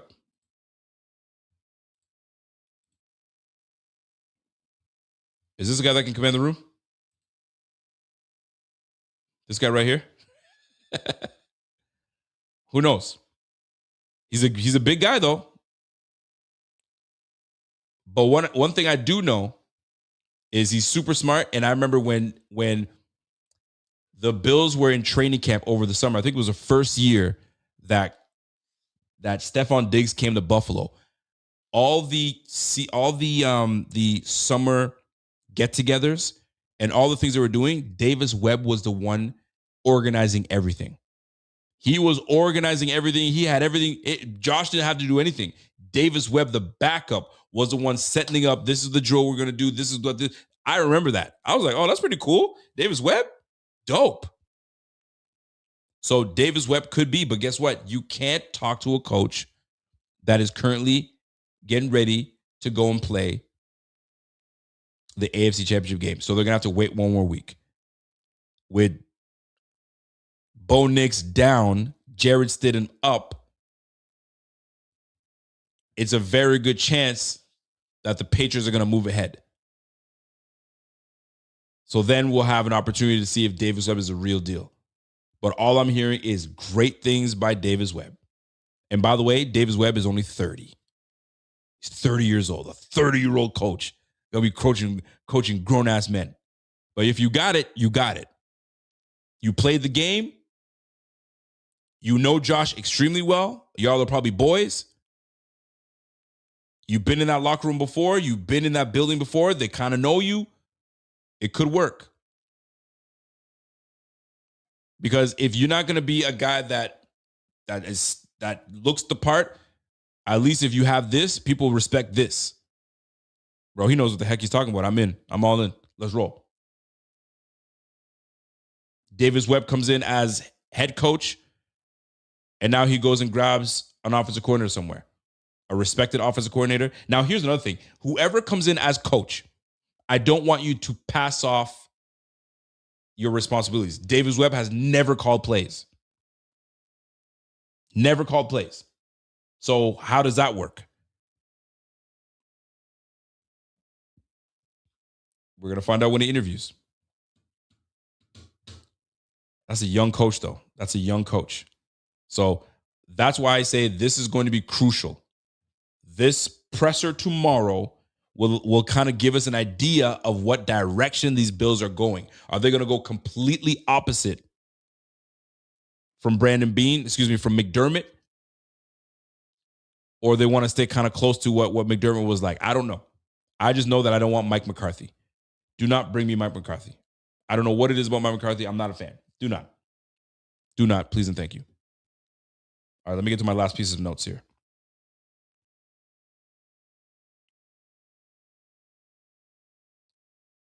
I talked about Beane and his ability to, like, how much money we have. Are we in the negative right now? We're in the negative. Do you know how many guys we're losing? That's going to free up some cash. But do you know how many guys that we are losing on the squad that's going to be making a difference? Like, we went from having Shaq Thompson and Matt Milano being our two linebackers that did the damn thing. Guess what? Shaq Thompson is a free agent. He was signed on a 1-year deal. And Matt Milano had his contract is void. This was his last year on this team. You know who the linebackers left for us are? The guy that got benched, that they thought he was injured, but he was really benched in Bernard. And the guy that busted his neck, Dorian Williams. Those are your linebackers next year. Ouch. Ouch. Your defensive front. Epinesa, free agent. Joey Bosa, free agent. The only guy that we have on the line is our Ed Oliver. Daquan Jones, free agent. So we got Ed Oliver, Deion Walker, TJ Sanders, Solomon, Greg Rousseau. Ouch. You see what I'm saying, folks? You see what I'm saying? Changes are coming. And Josh knows it. The team knows it. Now you got no head coach. The only thing that kind of looks respectable is our back end. Max Hairston, Christian Benford, Cole Bishop. We don't know what's going to take place with that's the other safety spot. Is it Hancock? Hancock did not look good. Dorian Thompson was a corner. He's a backup corner. We'll see how that goes out. Trey White, his last year. Bro, there's a lot of changes coming to Buffalo. Brandon Beane has got a lot on his plate. And I'll tell you this. Brandon Beane's also the type of GM that will free there's going to be a lot of money freed up and some things happening. We're going into the new stadium. He's got to come in with the right coach that he hires. Then he's got to go aggressively somewhere to rebuild this team, retool this team. You're losing McGovern and you're losing David Edwards. You got to figure something out with those two. Bro, the changes are coming. Look at your receiver room. Your receiver room is buns. Changes are coming. So what in the heck will be done? Do they trade Dion Dawkins? I see my man say, yo, you got to trade Dion Dawkins. I doubt they do that. But I'm going to tell you right now, I wouldn't be shocked. Because guess who who came in 2018 and who brought him on? McDermott.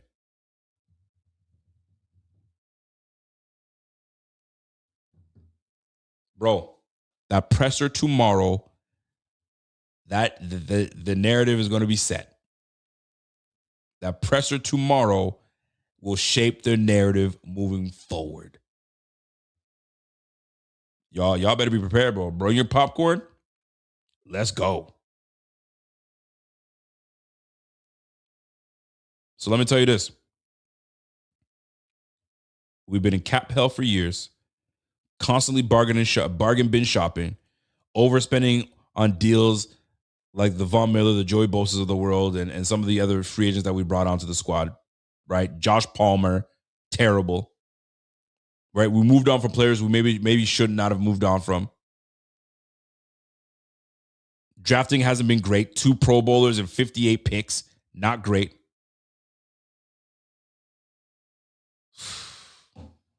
Bro, tune in tomorrow.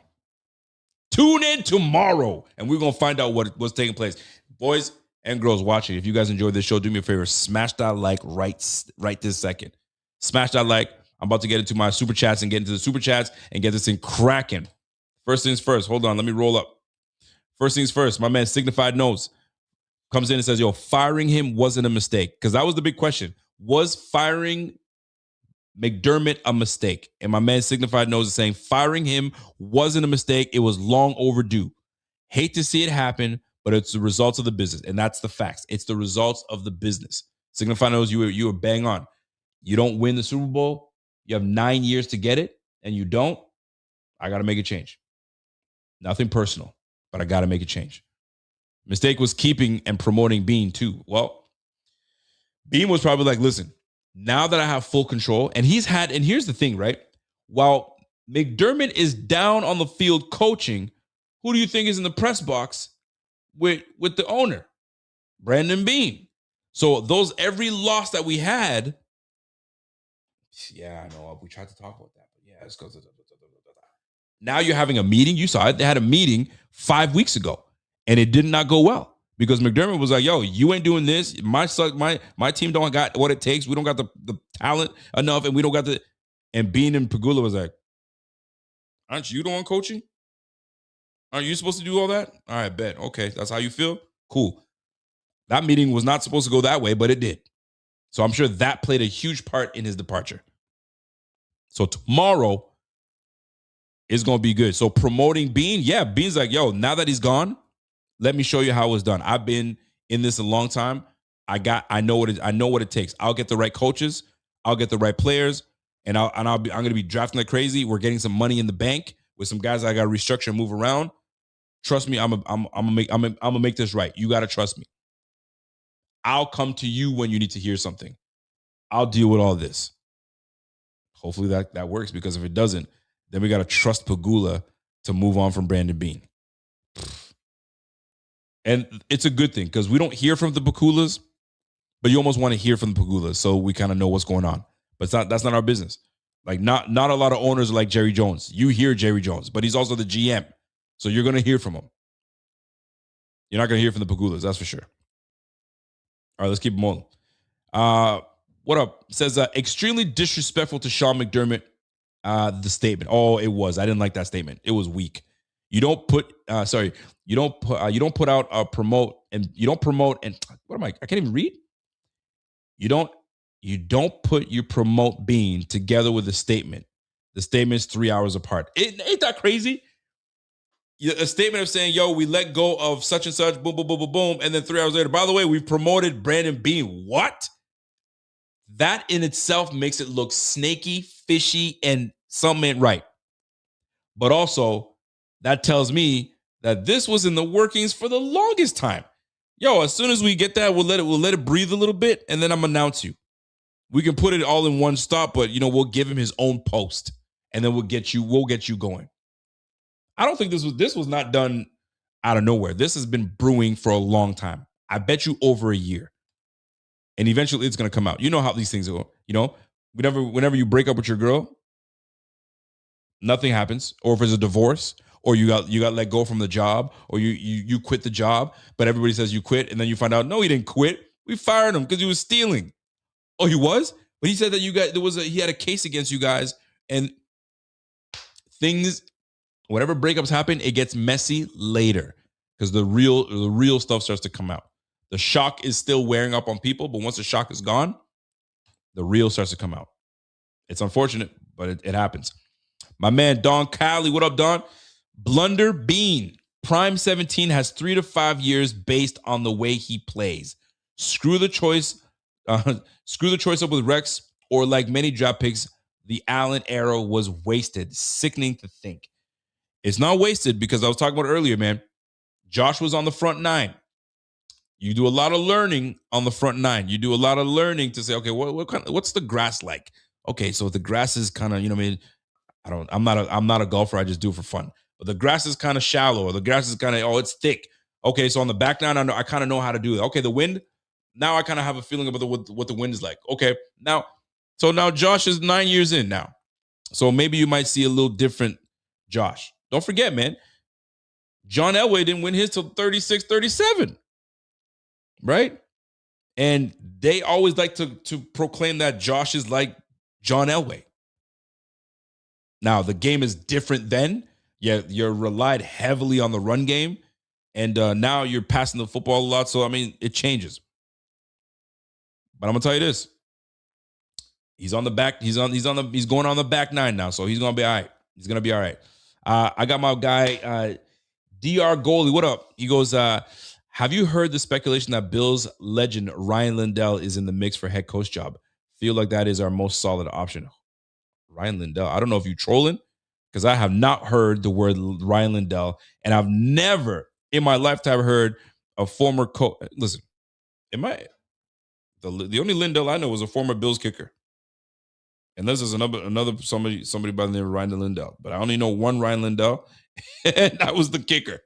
I never heard a damn kicker become a head coach ever in my lifetime. Special teams, maybe. Kicker, heck no. Appreciate the super chat, though. Appreciate the super chat. You guys already know that. See, Jello, apparently there has been a dispute between Beane and McDermott over Pro Bowlers. Is that what it's saying? Beane and McDermott over Emmanuel Sanders back in 23 draft, and they had friction ever since. Shoot, it might go back that far. Maybe these guys have been at odds since forever. I don't know.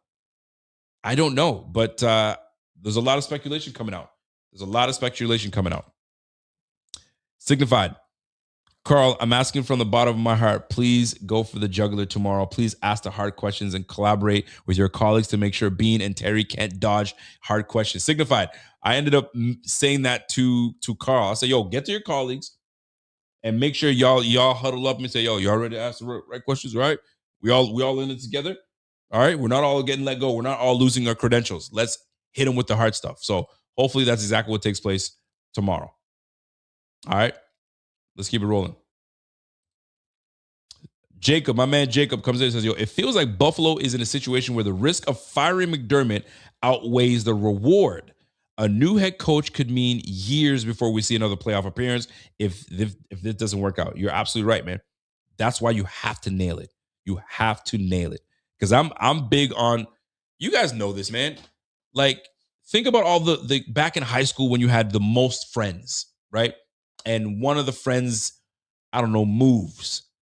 That friend was like the glue guy. And once that one friend moves, it's the group's not the same. So then you start kind of branching out. It's not the same anymore. And now it becomes different. It's not bad, but just very different. It wasn't the same. And if you try to replace that friend that left with some random, you ain't the same. You cool, but you ain't the same. That's the way I feel about this one. Culture is huge. If you mess up that culture, bro, it's not good for anybody. And I don't want the Bills to go back to that there's the old Bills again. No. We got to keep this consistency going. We were 5-time division champs. We allowed the freaking Patriots to come through and, you know what I'm saying, have one. We got to get that shit back next year. But our schedule, if you thought this schedule was easy, bro, wait till you see next year's schedule. Schedule is tough. We're playing 8 teams, I believe 8 teams of teams that finished a playoff team. 7 teams, excuse me. I think it was 7 teams are playoff teams this year.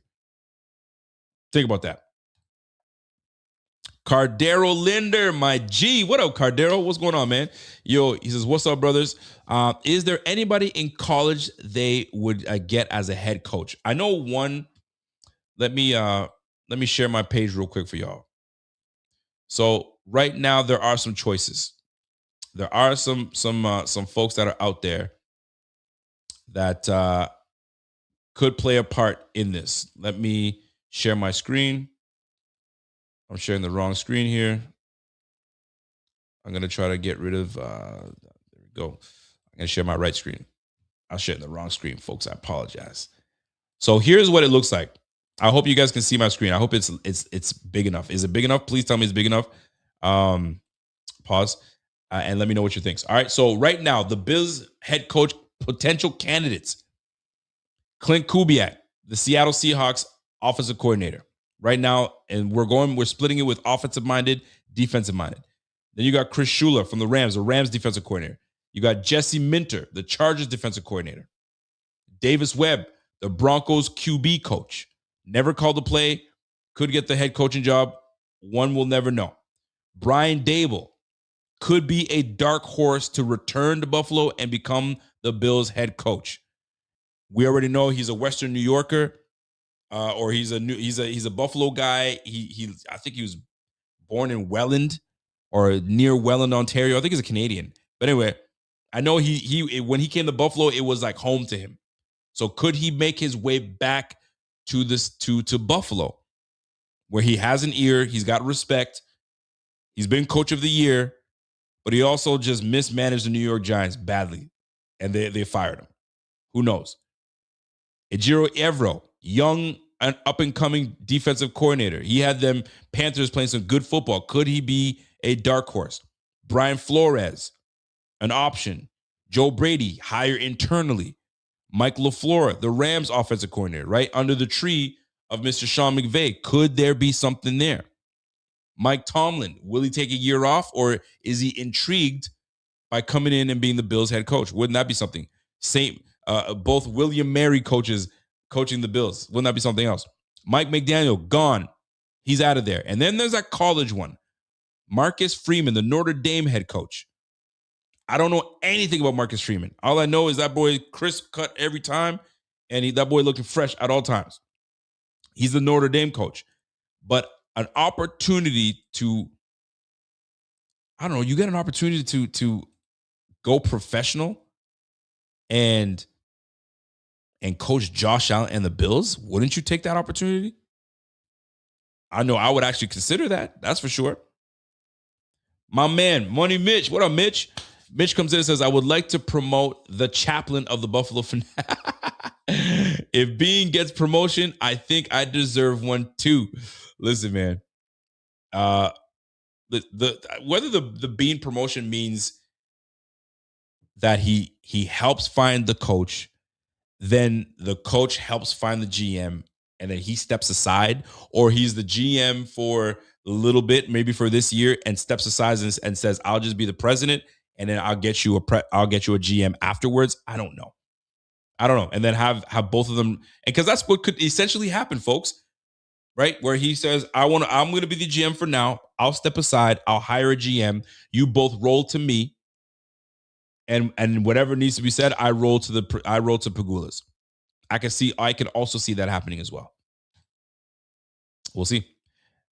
What up, Jello? Jello says, yo, Rico, you don't fire one without firing the other. This is a half measure, and that is not a risk you take when Allen is in his prime. Beane plays it safe. He plays it too safe, and that is not how you win in Super Bowl. That's the thing. You can't play safe. You got to be the right kind of aggressive. There's moments to play it safe. There's moments not to.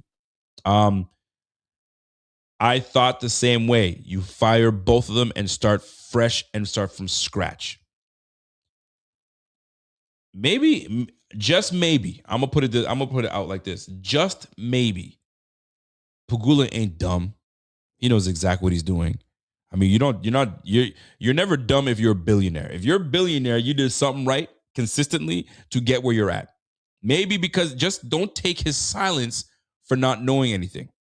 Maybe he's sick of it. I mean, I remember when he got involved and wanted to know what was going on with the Bills, and he goes, "Yo, I want Pat Mahomes. That's the guy I want." And McDermott was like, "Nah, chill. We got to build this thing up. You got to trust my process. Chill. We'll get a quarterback. Don't you worry about that. We'll get one." Oh, they got one all right, but they can't win. And the one that he wanted has won 3. Not only did they win 3, they bounced the Bills out 3 times, and that was a quarterback that the owner wanted. And they said, "Nah, bro, chill. We'll get you something else." So maybe the whole time Pagula was the one saying, "Bro, Brandon Beane, step aside. I'm making the decision. He out. Yo, can we think about this? We're not thinking about anything. I got 9 years. 9 years. I'm not doing another 9. I'm not doing another 2. I'm done. I've seen enough. That's a decade of my fan base is crying because we can't get over it because he's the one leading it. Maybe the message is getting stale. I'm done." Sometimes it be like that. All right, my guy Richard Fresh comes in. "Cool as a cucumber here, Rico. Y'all really think Pagula going to let this team go to hot garbage? Culture is fine, but I argue these boys are too comfy." Sometimes it could be that way. When you have the same leader, you do tend to get comfy. And now when a new leader comes in, you got to straighten up a little bit. Oh, shoot. You got to straighten up. Oh, all right. New coach is in town. What's going on? Right? When it's the old coach, man, what up, me? What up, McDermott? We cool. Yeah. We watching film right now. New coach comes in. Yeah. We on it, coach. We got it. So I mean, maybe new leadership comes in and really turns things around. But are we far off, or is this going to be a total rebuild or a retool? We're going to find out. But we have to draft well. I just don't believe we've drafted well enough. And I think this is where we got to draft well. So will Brandon Beane, does he have something cooking? Does he have something going? Is he going to trade both his first and second round, his first year? Let me repeat that. Does Brandon have something brewing? Right? Because he never gave up his 26, 27 first round picks for Waddle. They wanted both. He said, "No, you can only have the 27." And they said, "Deal's off." And they were ready to go for just the one. That was the rumor earlier. So if he didn't give it up, does he have a plan? Does he plan to give up his first round pick 2026, his first round pick in 2027 to move up in the draft? Or is he going to go all out and go for, I don't know, Justin Jefferson? Yo, take my first 2. I want Justin Jefferson. I doubt the freaking Vikings do that, but crazier things have happened. Go look at the Dallas Mavericks and the LA Lakers.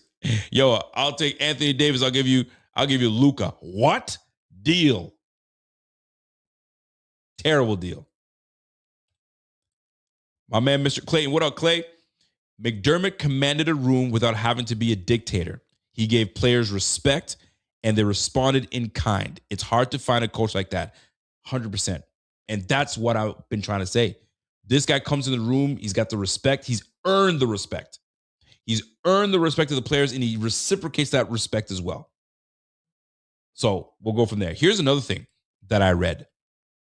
I read that actually it was part of Tyler Dunn's article. I have not read the article. Whoever has read the article, you guys let me know if what is. But there was an excerpt from the article, and the little part from the article said that it was Brandon Beane that was the glue guy that kept the building together and tightened it and created the culture, right? And McDermott would go into a room and it would be like, "Oh, there's McDermott. Okay, McDermott." And then Beane would come into the room afterwards and say, "What's up, fellas? Everything's good." And everybody like, "Oh, Beane." So Beane was probably this is what I'm reading out of that article from Tyler Dunn. Beane was the guy that was liked in the building. And McDermott was the one that was like, "Oh, McDermott," right? The players loved him, but maybe the people in the building were like, "Man, get out of here with that." Whether true or not, who knows? Tyler Dunn is also the guy that made the same article that was flaming the Bills and McDermott, more specifically McDermott. So maybe he's got a little something for McDermott. But that's a whole nother ballgame. So maybe we're looking at this completely wrong. Pagula understand what was happening. He's got the pulse, and he sees it from above and not saying much. And he's like, I see what's happening. He's got to go. You promoted. So maybe that is a whole other side of the story that we have no idea about. And I hope that it comes out soon that Beane has been great the whole time. That's why I'm not bagging on Beane. I'm not going to, because I like Beane. I like Beane. He's looking bad right now, but there's always two sides to the story. Never believe just the one side. There's always two sides to the story. Always. Or there's three sides. There's that guy's side, there's that guy's side, and there's the truth. We'll soon find out. McDermott doesn't give me the impression that he's one of the guys that's going to fib. He keeps it a buck. So who knows? Who knows? But I really appreciate that, Mr. Clayton, because I agree with that comment. Jacob says, yo, Josh hitting the golf course out the offseason. Yeah, you know he's going to do it. Signified says, yo, how are you going to flame Josh for his bad playoff game in 3 years, but continue to call Lamar elite despite the fact that he averages 2 turnovers in the same playoff losses? Because they're both elite players. Why can't they both be elite players? They are. You know that. You got one guy's a 2-time MVP, had a massive year last year. Not this year, but the year before that. Bro, he's nice. Don't play with me. He's nice. But so was Josh. Right? And right now, they're both Super Bowl-less at the end of the day. Call it what you want to call it. But me, I'm never gonna I'm not here to kiss ass, guys. You know the drill. I'll say it like it is, how I'm feeling in that moment, right? Thomas, what's up, Tom? Says, yo, most excited I've been heading into the offseason in a long time. Give me Dable or Kubiak, a vet defensive coordinator, and I trust Beane to get the roster right. Listen, man, we got to trust in Beane. Beane has got to show us that he's Big Baller Beane. If he comes in, because this is what I think is going to happen, or what I think he believes I think that needs to happen. He needs to get us back on board, because right now, Bills Mafia right now, we're not feeling all this. We just lost a big-time playoff game. It was ugly. And then you go and while we're mourning, you go and fire the coach. And now we're like, whoa, we lost and we're dealing with this coaching thing. And now we're going to get a new coach. Who's going to be the new guy? All that. So it's a lot to take in. It's a lot to take in. So whoever they bring in or whatever he does, it better be good. And if it's good, roll on it, because you can quickly get Bills Mafia back in your grasp and back in the good graces. But you hire the wrong guy, boy, it might not be good for Beane. It might not be good for Beane. My man Jacob says, you'll remember, Beane could have gotten Jalen Waddle, but nah, bro, I'm good. Acting like his draft picks were too. This is why I'm saying, man, we're going to be watching what you do with the first round pick and next year's first round pick. Are you making a trade for someone? Because he has the ability to rope us back in, right? When we thought we weren't doing anything in free agency, all of a sudden, the Bills are signing Von Miller. We went crazy. We're like, what? We got Von Miller? That's crazy. The Bills are trading for Stephon Diggs. The Bills are trading for freaking LaShawn McCoy. What? Get out of here. Never thought that was going to be the case. So he has a way of roping us in. But we ain't got no money, so I don't know what's going to take place. So I'm waiting for it. I'm waiting on it. My man Tebow comes in and says, should have never drafted Kincaid after paying Knox, and Knox was good enough. Go get a receiver or a difference making on the offense, on the defense, like how Cooks played around in season 2, back in seasons back to back. Kincaid, man. Kincaid. Let me just have a look at something. I want to see something with the draft year with when Kincaid.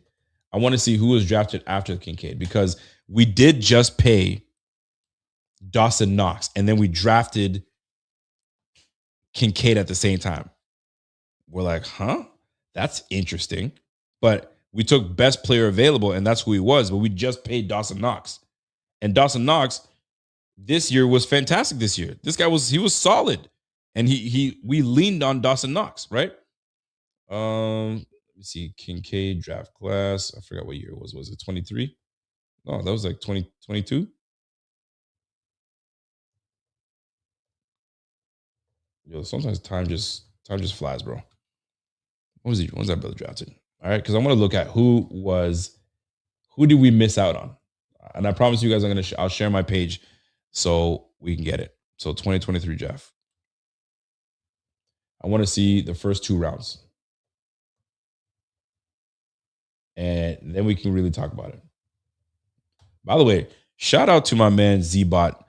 Went live with the McDermott firing. This brother went live for 3 hours. 3 hours. I said, fam, really? Are you crazy, my G?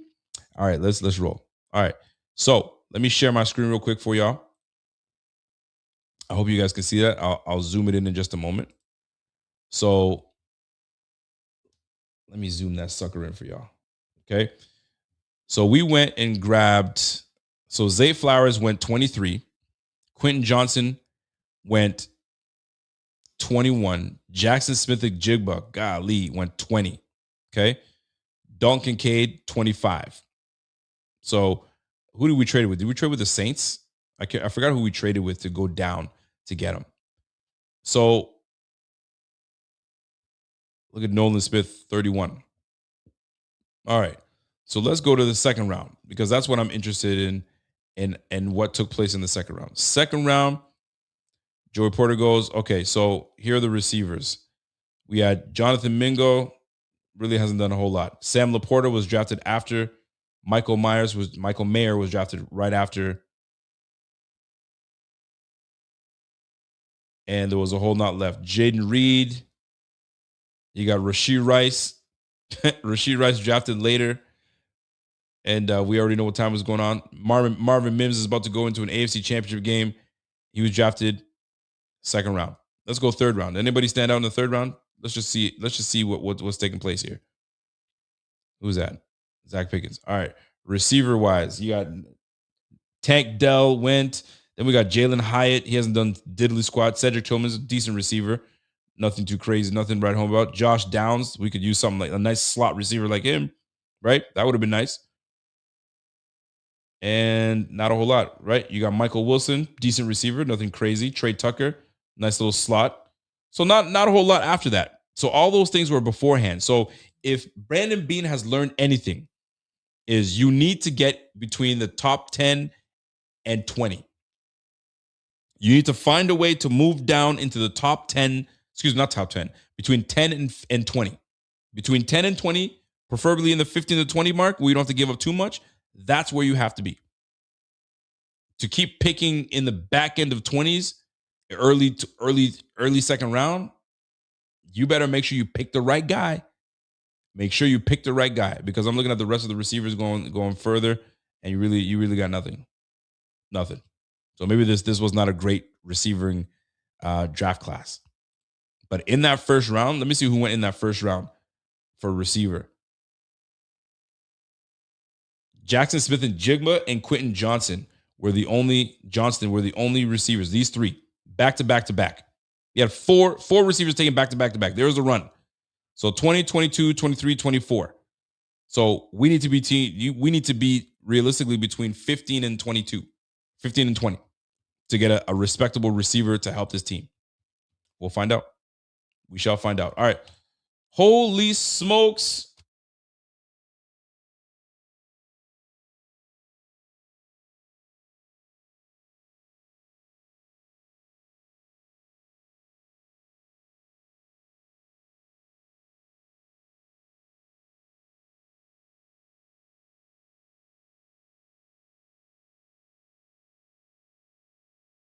You're my guy. I apologize. You are my guy. I appreciate you. Dude, was I mic the whole time? Or did I just get it right now? My bad, guys. I apologize. So I'm looking at Cardillo Linda with this comment. I'm like, godly, you crazy, bro. Appreciate you. Well, the whole time I apologize. I was on the other list and I couldn't. So all I was pretty much going through was the receivers. And I'm going through the receivers and I'm looking at Jackson Smith-Njigba. There was 4 receivers on a run. We need to get to a position where if Beane is going to go in and draft a receiver, you got to get into the 10 to 20, 10 to 25. picking at the back end of the first round, if you're really trying to get a receiver, it ain't going to happen. So the first round pick in 26 and that first round pick in 27, we're going to be watching what you're doing with that. We got to watch. We got to figure out what you're doing. We'll see. We will see. Okay, you didn't hear the draft stuff? Okay, cool. You heard the draft stuff. I apologize. All right. Cardero says, yo, how about this? Don't put the game in the ref's hands. Agreed. Hit Dawson Knox and Khalil Shakir with those passes, and we wouldn't be talking about this at all. Head coach will still have a job on this team. Players need to be held accountable and not coddled like a child. Go Bills, go Dogs. Let me keep this up for a minute because this is exactly how I feel. I said it in the stream with Zach, and I'm going to say it again. I'm a big believer in players play. Players are the ones that are on the field making these plays. Are there decisions that are made by head coaching that can screw you up? Time management, wrong personnel, you call the wrong play, et cetera, absolutely. But at the end of the day, you run the football, you catch the football, you tackle, you kick, you receive. You guys do that. Not me. You got to execute. And McDermott would still be here if execution was done, and it wasn't. That's the facts, man. And here's another thing, too. Here's another thing that I really can't stand. And by the way, Cardo Lindor, you're appreciated. That's all I'm gonna say. You already know it. I ain't gonna tell you anything. You've been watching us for a long time. You've been holding it down, and a trusted cat. And we appreciate you, man. Real talk. McDermott and this whole situation, right? Players play, all that good stuff. At the end of the day, that's what it comes down. That's what it comes down to, right? Y'all got to play. Y'all got to do this. I'll never be on the side of, it's because of this and the refs I don't believe in that. Leave the refs out of it. When I say leave the refs out of it, I mean by keeping the refs out of your business, you got to handle your business. The Bills did not handle their business, and you left it to the refs. That's always the way it's supposed to be. Don't leave shit to the refs. Don't leave it to the refs. And we're cool. And by the way, I never got a chance to give Prater a shout out, but Prater held it down, bro. Prater held it down. The pressure kicks that brother had to make in that game alone, unbelievable. Big shout out to Prater. Prater held it down. There's no lie about that. I ain't lying, man. Prater was legit. All right, Tebow, Jim Schwartz, Dable, split head coach and call own plays. Jim Schwartz, man, I think they're gonna give Jim Schwartz the head coaching job in Cleveland, because that boy got that defense rolling. He just needs a good offensive coordinator that believes in Shedeur Sanders, and away you go. Because you got to have a coach that will believe in Shedeur Sanders, and none of this back and forth with Dylan Gabriel. And I feel bad for Dylan Gabriel. The guy that drafted Dylan Gabriel is not on the team anymore. So Dylan Gabriel, his career could be done in the next 3 years, 2 years. Because, unless he comes in and becomes the next Drew Brees somewhere, bro, no. It's not happening. It's not happening. So I think Jim Schwartz gets the nod in Cleveland. Burt Reynolds from The Longest Yard. I don't know what that means, but okay. Listening to you, my man Get Right says, yo, listening to you embodies exactly how I feel. I appreciate you, Get Right. Sometimes I'm not for everybody. Some people say, yo, I'm turning this guy off, man. Get off my screen, please. I get it. Anyway, it has it has been hard listening to these so-called pundits cop pleas for McDermott. It was our time. Defense let us down over and over again. Listen, defense let us down, offense let us down, Josh let us down, James Cook let us down. There was not anybody that played good ball. Nobody played good ball. It's just what it was. Nobody played good ball. I can't say that. We didn't play good enough ball. We didn't play sound, good enough football. That's just the facts. We did not. And if someone wants to tell you we did, that's a blatant lie. We did not. We didn't play good ball. Dane Jackson, you've been part of this team. You know better. You know this defense. I get it. You got beat on a little stop and go. But man, you just got on the field. You just got on the field, man. You can't get beat deep. Golly, man. I'm still mad. I really am, man. What up, George? Oh, Gregory. What up, Greg? Greg comes in and says, yo, the new coach already has a crazy amount of pressure. Yes, he does. 100%. They aren't bringing this guy in to rebuild a bad team. They're bringing this guy in to literally win a Super Bowl and have to do it fast. There's no question, right? And he might come in and say, give me time. Give me like 2 years. No, we don't got 2 years. We don't got 3 years to kind of, that was before. This roster is ready to win. Not so much now because there's so much changes coming. So he might get a little bit of leeway. I mean, let me ask you guys this.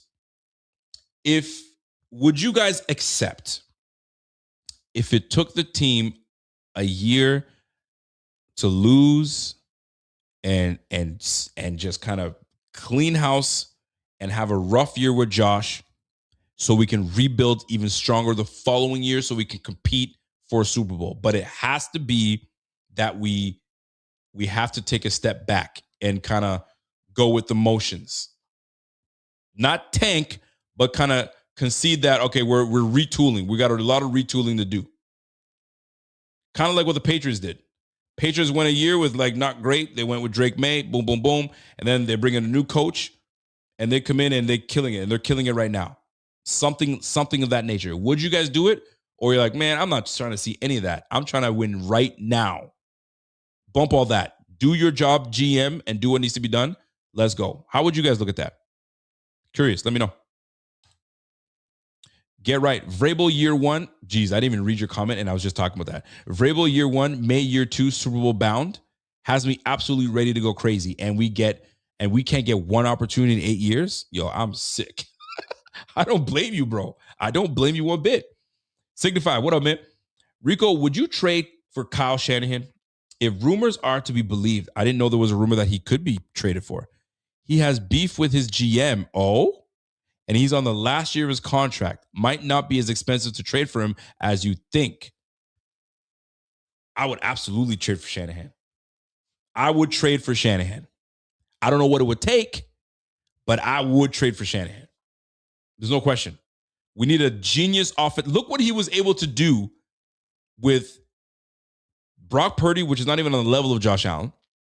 You've got CMC, which you have a James Cook in your backfield right now.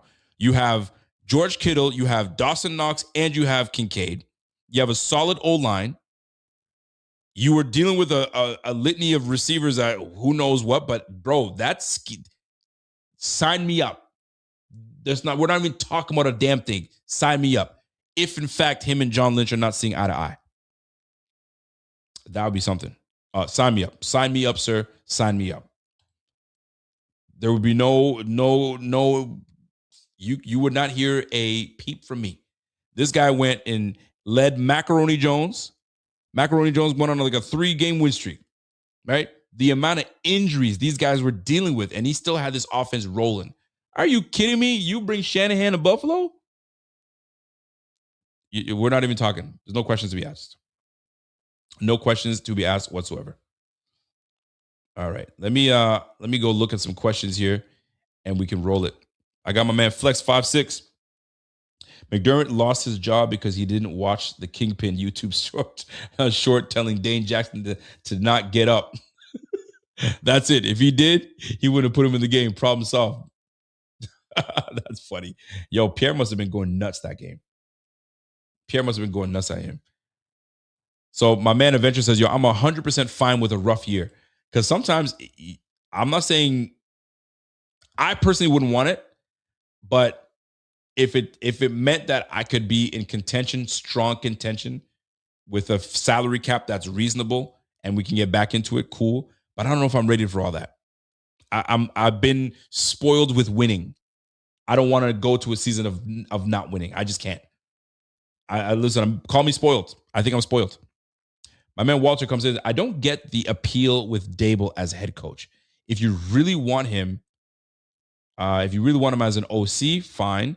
He wasn't even good at calling offense when he was a head coach in New York, which is why Jones got better when he left. That's a fair argument. That's a fair argument. Or maybe just it didn't work out. I mean, you saw what him and Josh were able to do, so maybe you can recreate that. But sometimes things happen for a reason. But he also got Coach of the Year. He was also Coach of the Year. So I mean, you can't really hate on the brother. Don't want to hate on him too much. Let me roll on back. Let me see what's going on here. My man Paul says, "Yo, the defense didn't help, but against Denver, when the defense did help, what happened on the next play?" Bro, I'm not putting it on the defense whatsoever when it comes to like they didn't give you the shot, but we also can't give up 33 points. You can't. I mean, 3 of those you can say Josh gave them to them, but you can't give the boy. You know what pisses me off is had Josh not given up, had James Cook not fumble, bro, we win this game. Defense looks good. We don't even have to worry about a damn thing. But shit happens. Shit happens. Not much you can do about it. In the game against Denver, we got lucky we didn't give them the safety. Bro, they could have called that safety and the game would have been done. Could you imagine them ending the game on a safety? Ain't no way. So maybe that was a makeup call. Maybe that was a makeup call. Sorry, bro. Interception defense. You should have been caught with that hole, but we let it slide, bro. So listen, man. And that's why I said, as much as you want to get on the refs, man, can't get them all. Listen, they're not great, but there's some times where they let things slide and when they could have, and that would have ruined the game. Oh my God, the game just ended on a safety. Could you imagine? Then it would have been Josh never got an opportunity to get his way because, bro, we ain't trying to hear that. They gave Josh an opportunity. Josh squandered it. Is that simple? Is that simple? Buffalo Bills Mafia 2337 says, "Yo, no one's coddling Josh. The only reason we were in that game was because of him. At the end of the day, Josh needs to do almost everything to win games. How about we get him help other than James Cook?" I will not stand for that comment, and I'll tell you why. No one's coddling Josh. Have you not heard the media? The guy, not only did he turn the ball over 4 times, he gave the team 3 points. Literally gave it. He put it on a silver platter for this team. He gave them that team. And the worst part is we lose by 3 points. So, but we're not in it if it's not for Josh. We're also not losing it if it's not for Josh. Josh is one of those things that he's I've said this before and I'm going to say it again, man. He is one of those guys that he will make his bed and that bed will be nice. You can bounce a quarter off that bed. And that's neat. And those games are great. And there's times where, bro, that boy just gets out of bed and is a hurricane. And that's something. Josh was a hurricane this game, man. He was up and down. Up and down. Bro, no. I'm done with that up and down business. You're too old for this crap. Stop that nonsense, man. Like, get it together. Wild guess who Shanahan can't beat in the playoffs. Yeah, he's got his own demons he's got to deal with. Definitely got his own deal with. He's got to deal with. All right. Folks, that's my time. I really tried to keep that at an hour. Look at me. I was making fun of Z-Bot and I'm at 2 hours.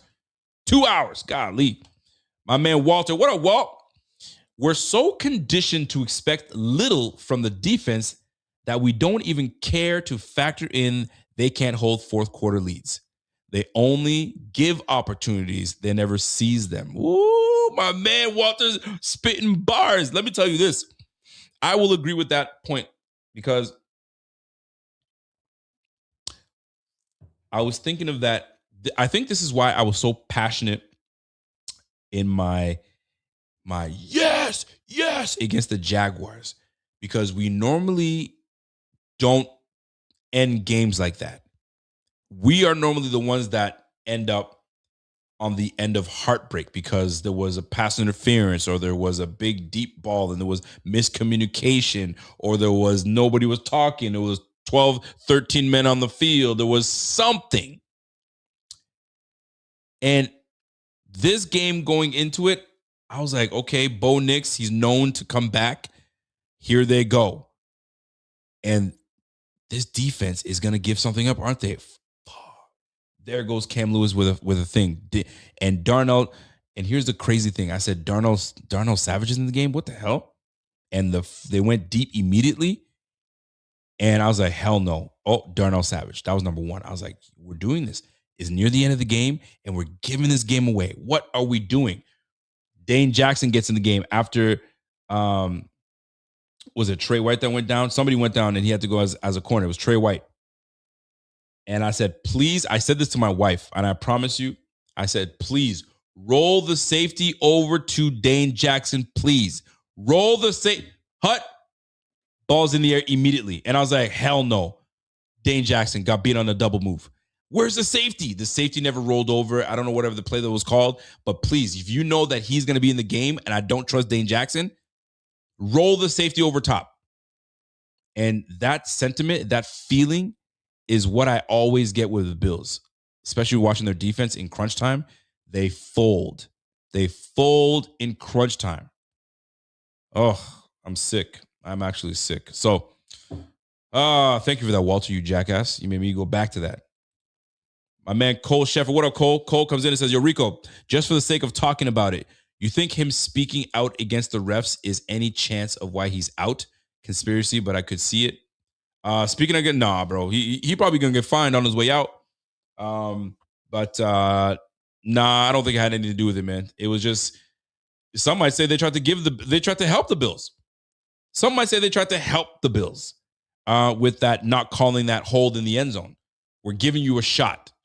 And they took a shot, all right. Shot right to the other team and gave him the interception. Like going deep to Curtis Samuel between two safeties. Curtis Samuel's 5'9", 5'8", right? Yet you had Keon Coleman deep. Y'all are right there, but one's looking inside, ball's on the outside. Then one of the report, I think it was Tony Romo. Tony Romo was like, "Oh, he just threw it away." Whether true or not, I was sick. I was actually sick. All right, folks. There's a AFC Championship game going on. I know, and the Bills are not part of it. So this is your opportunity to get on that Sleeper app and take advantage of the $20 entry that we are hooking you up. How do you take advantage of that? Bro, get a 100% match right now up to $100. What are you guys waiting for? This is the way to go. We've been doing this dance a long time, folks, all year round. And this is your opportunity, folks, to jump in and get in there and make your slips, right? Drake May, where you going? Are you going NFC or AFC? I'm definitely gonna go AFC. Stidham against Drake May. Give me everything Patriots up. This is gonna be a slaughtering. I just think that they're gonna harass Stidham, and I don't think it's gonna be good. So go ahead and jump out there. Use that promo code BF25, and you'll get up to $100 match on your first deposit. Terms and conditions always apply. You guys know that. So see Sleepers terms for use for details. Currently operational in over 25 states. So check out your Sleeper app today. We got season's almost over, guys, and the Bills should be part of it, but we're not. We're at home getting ready for our Cancun trip. Isn't that sick? Aren't you sick? Because I am. I'm absolutely sick that we're going to be in Cancun together.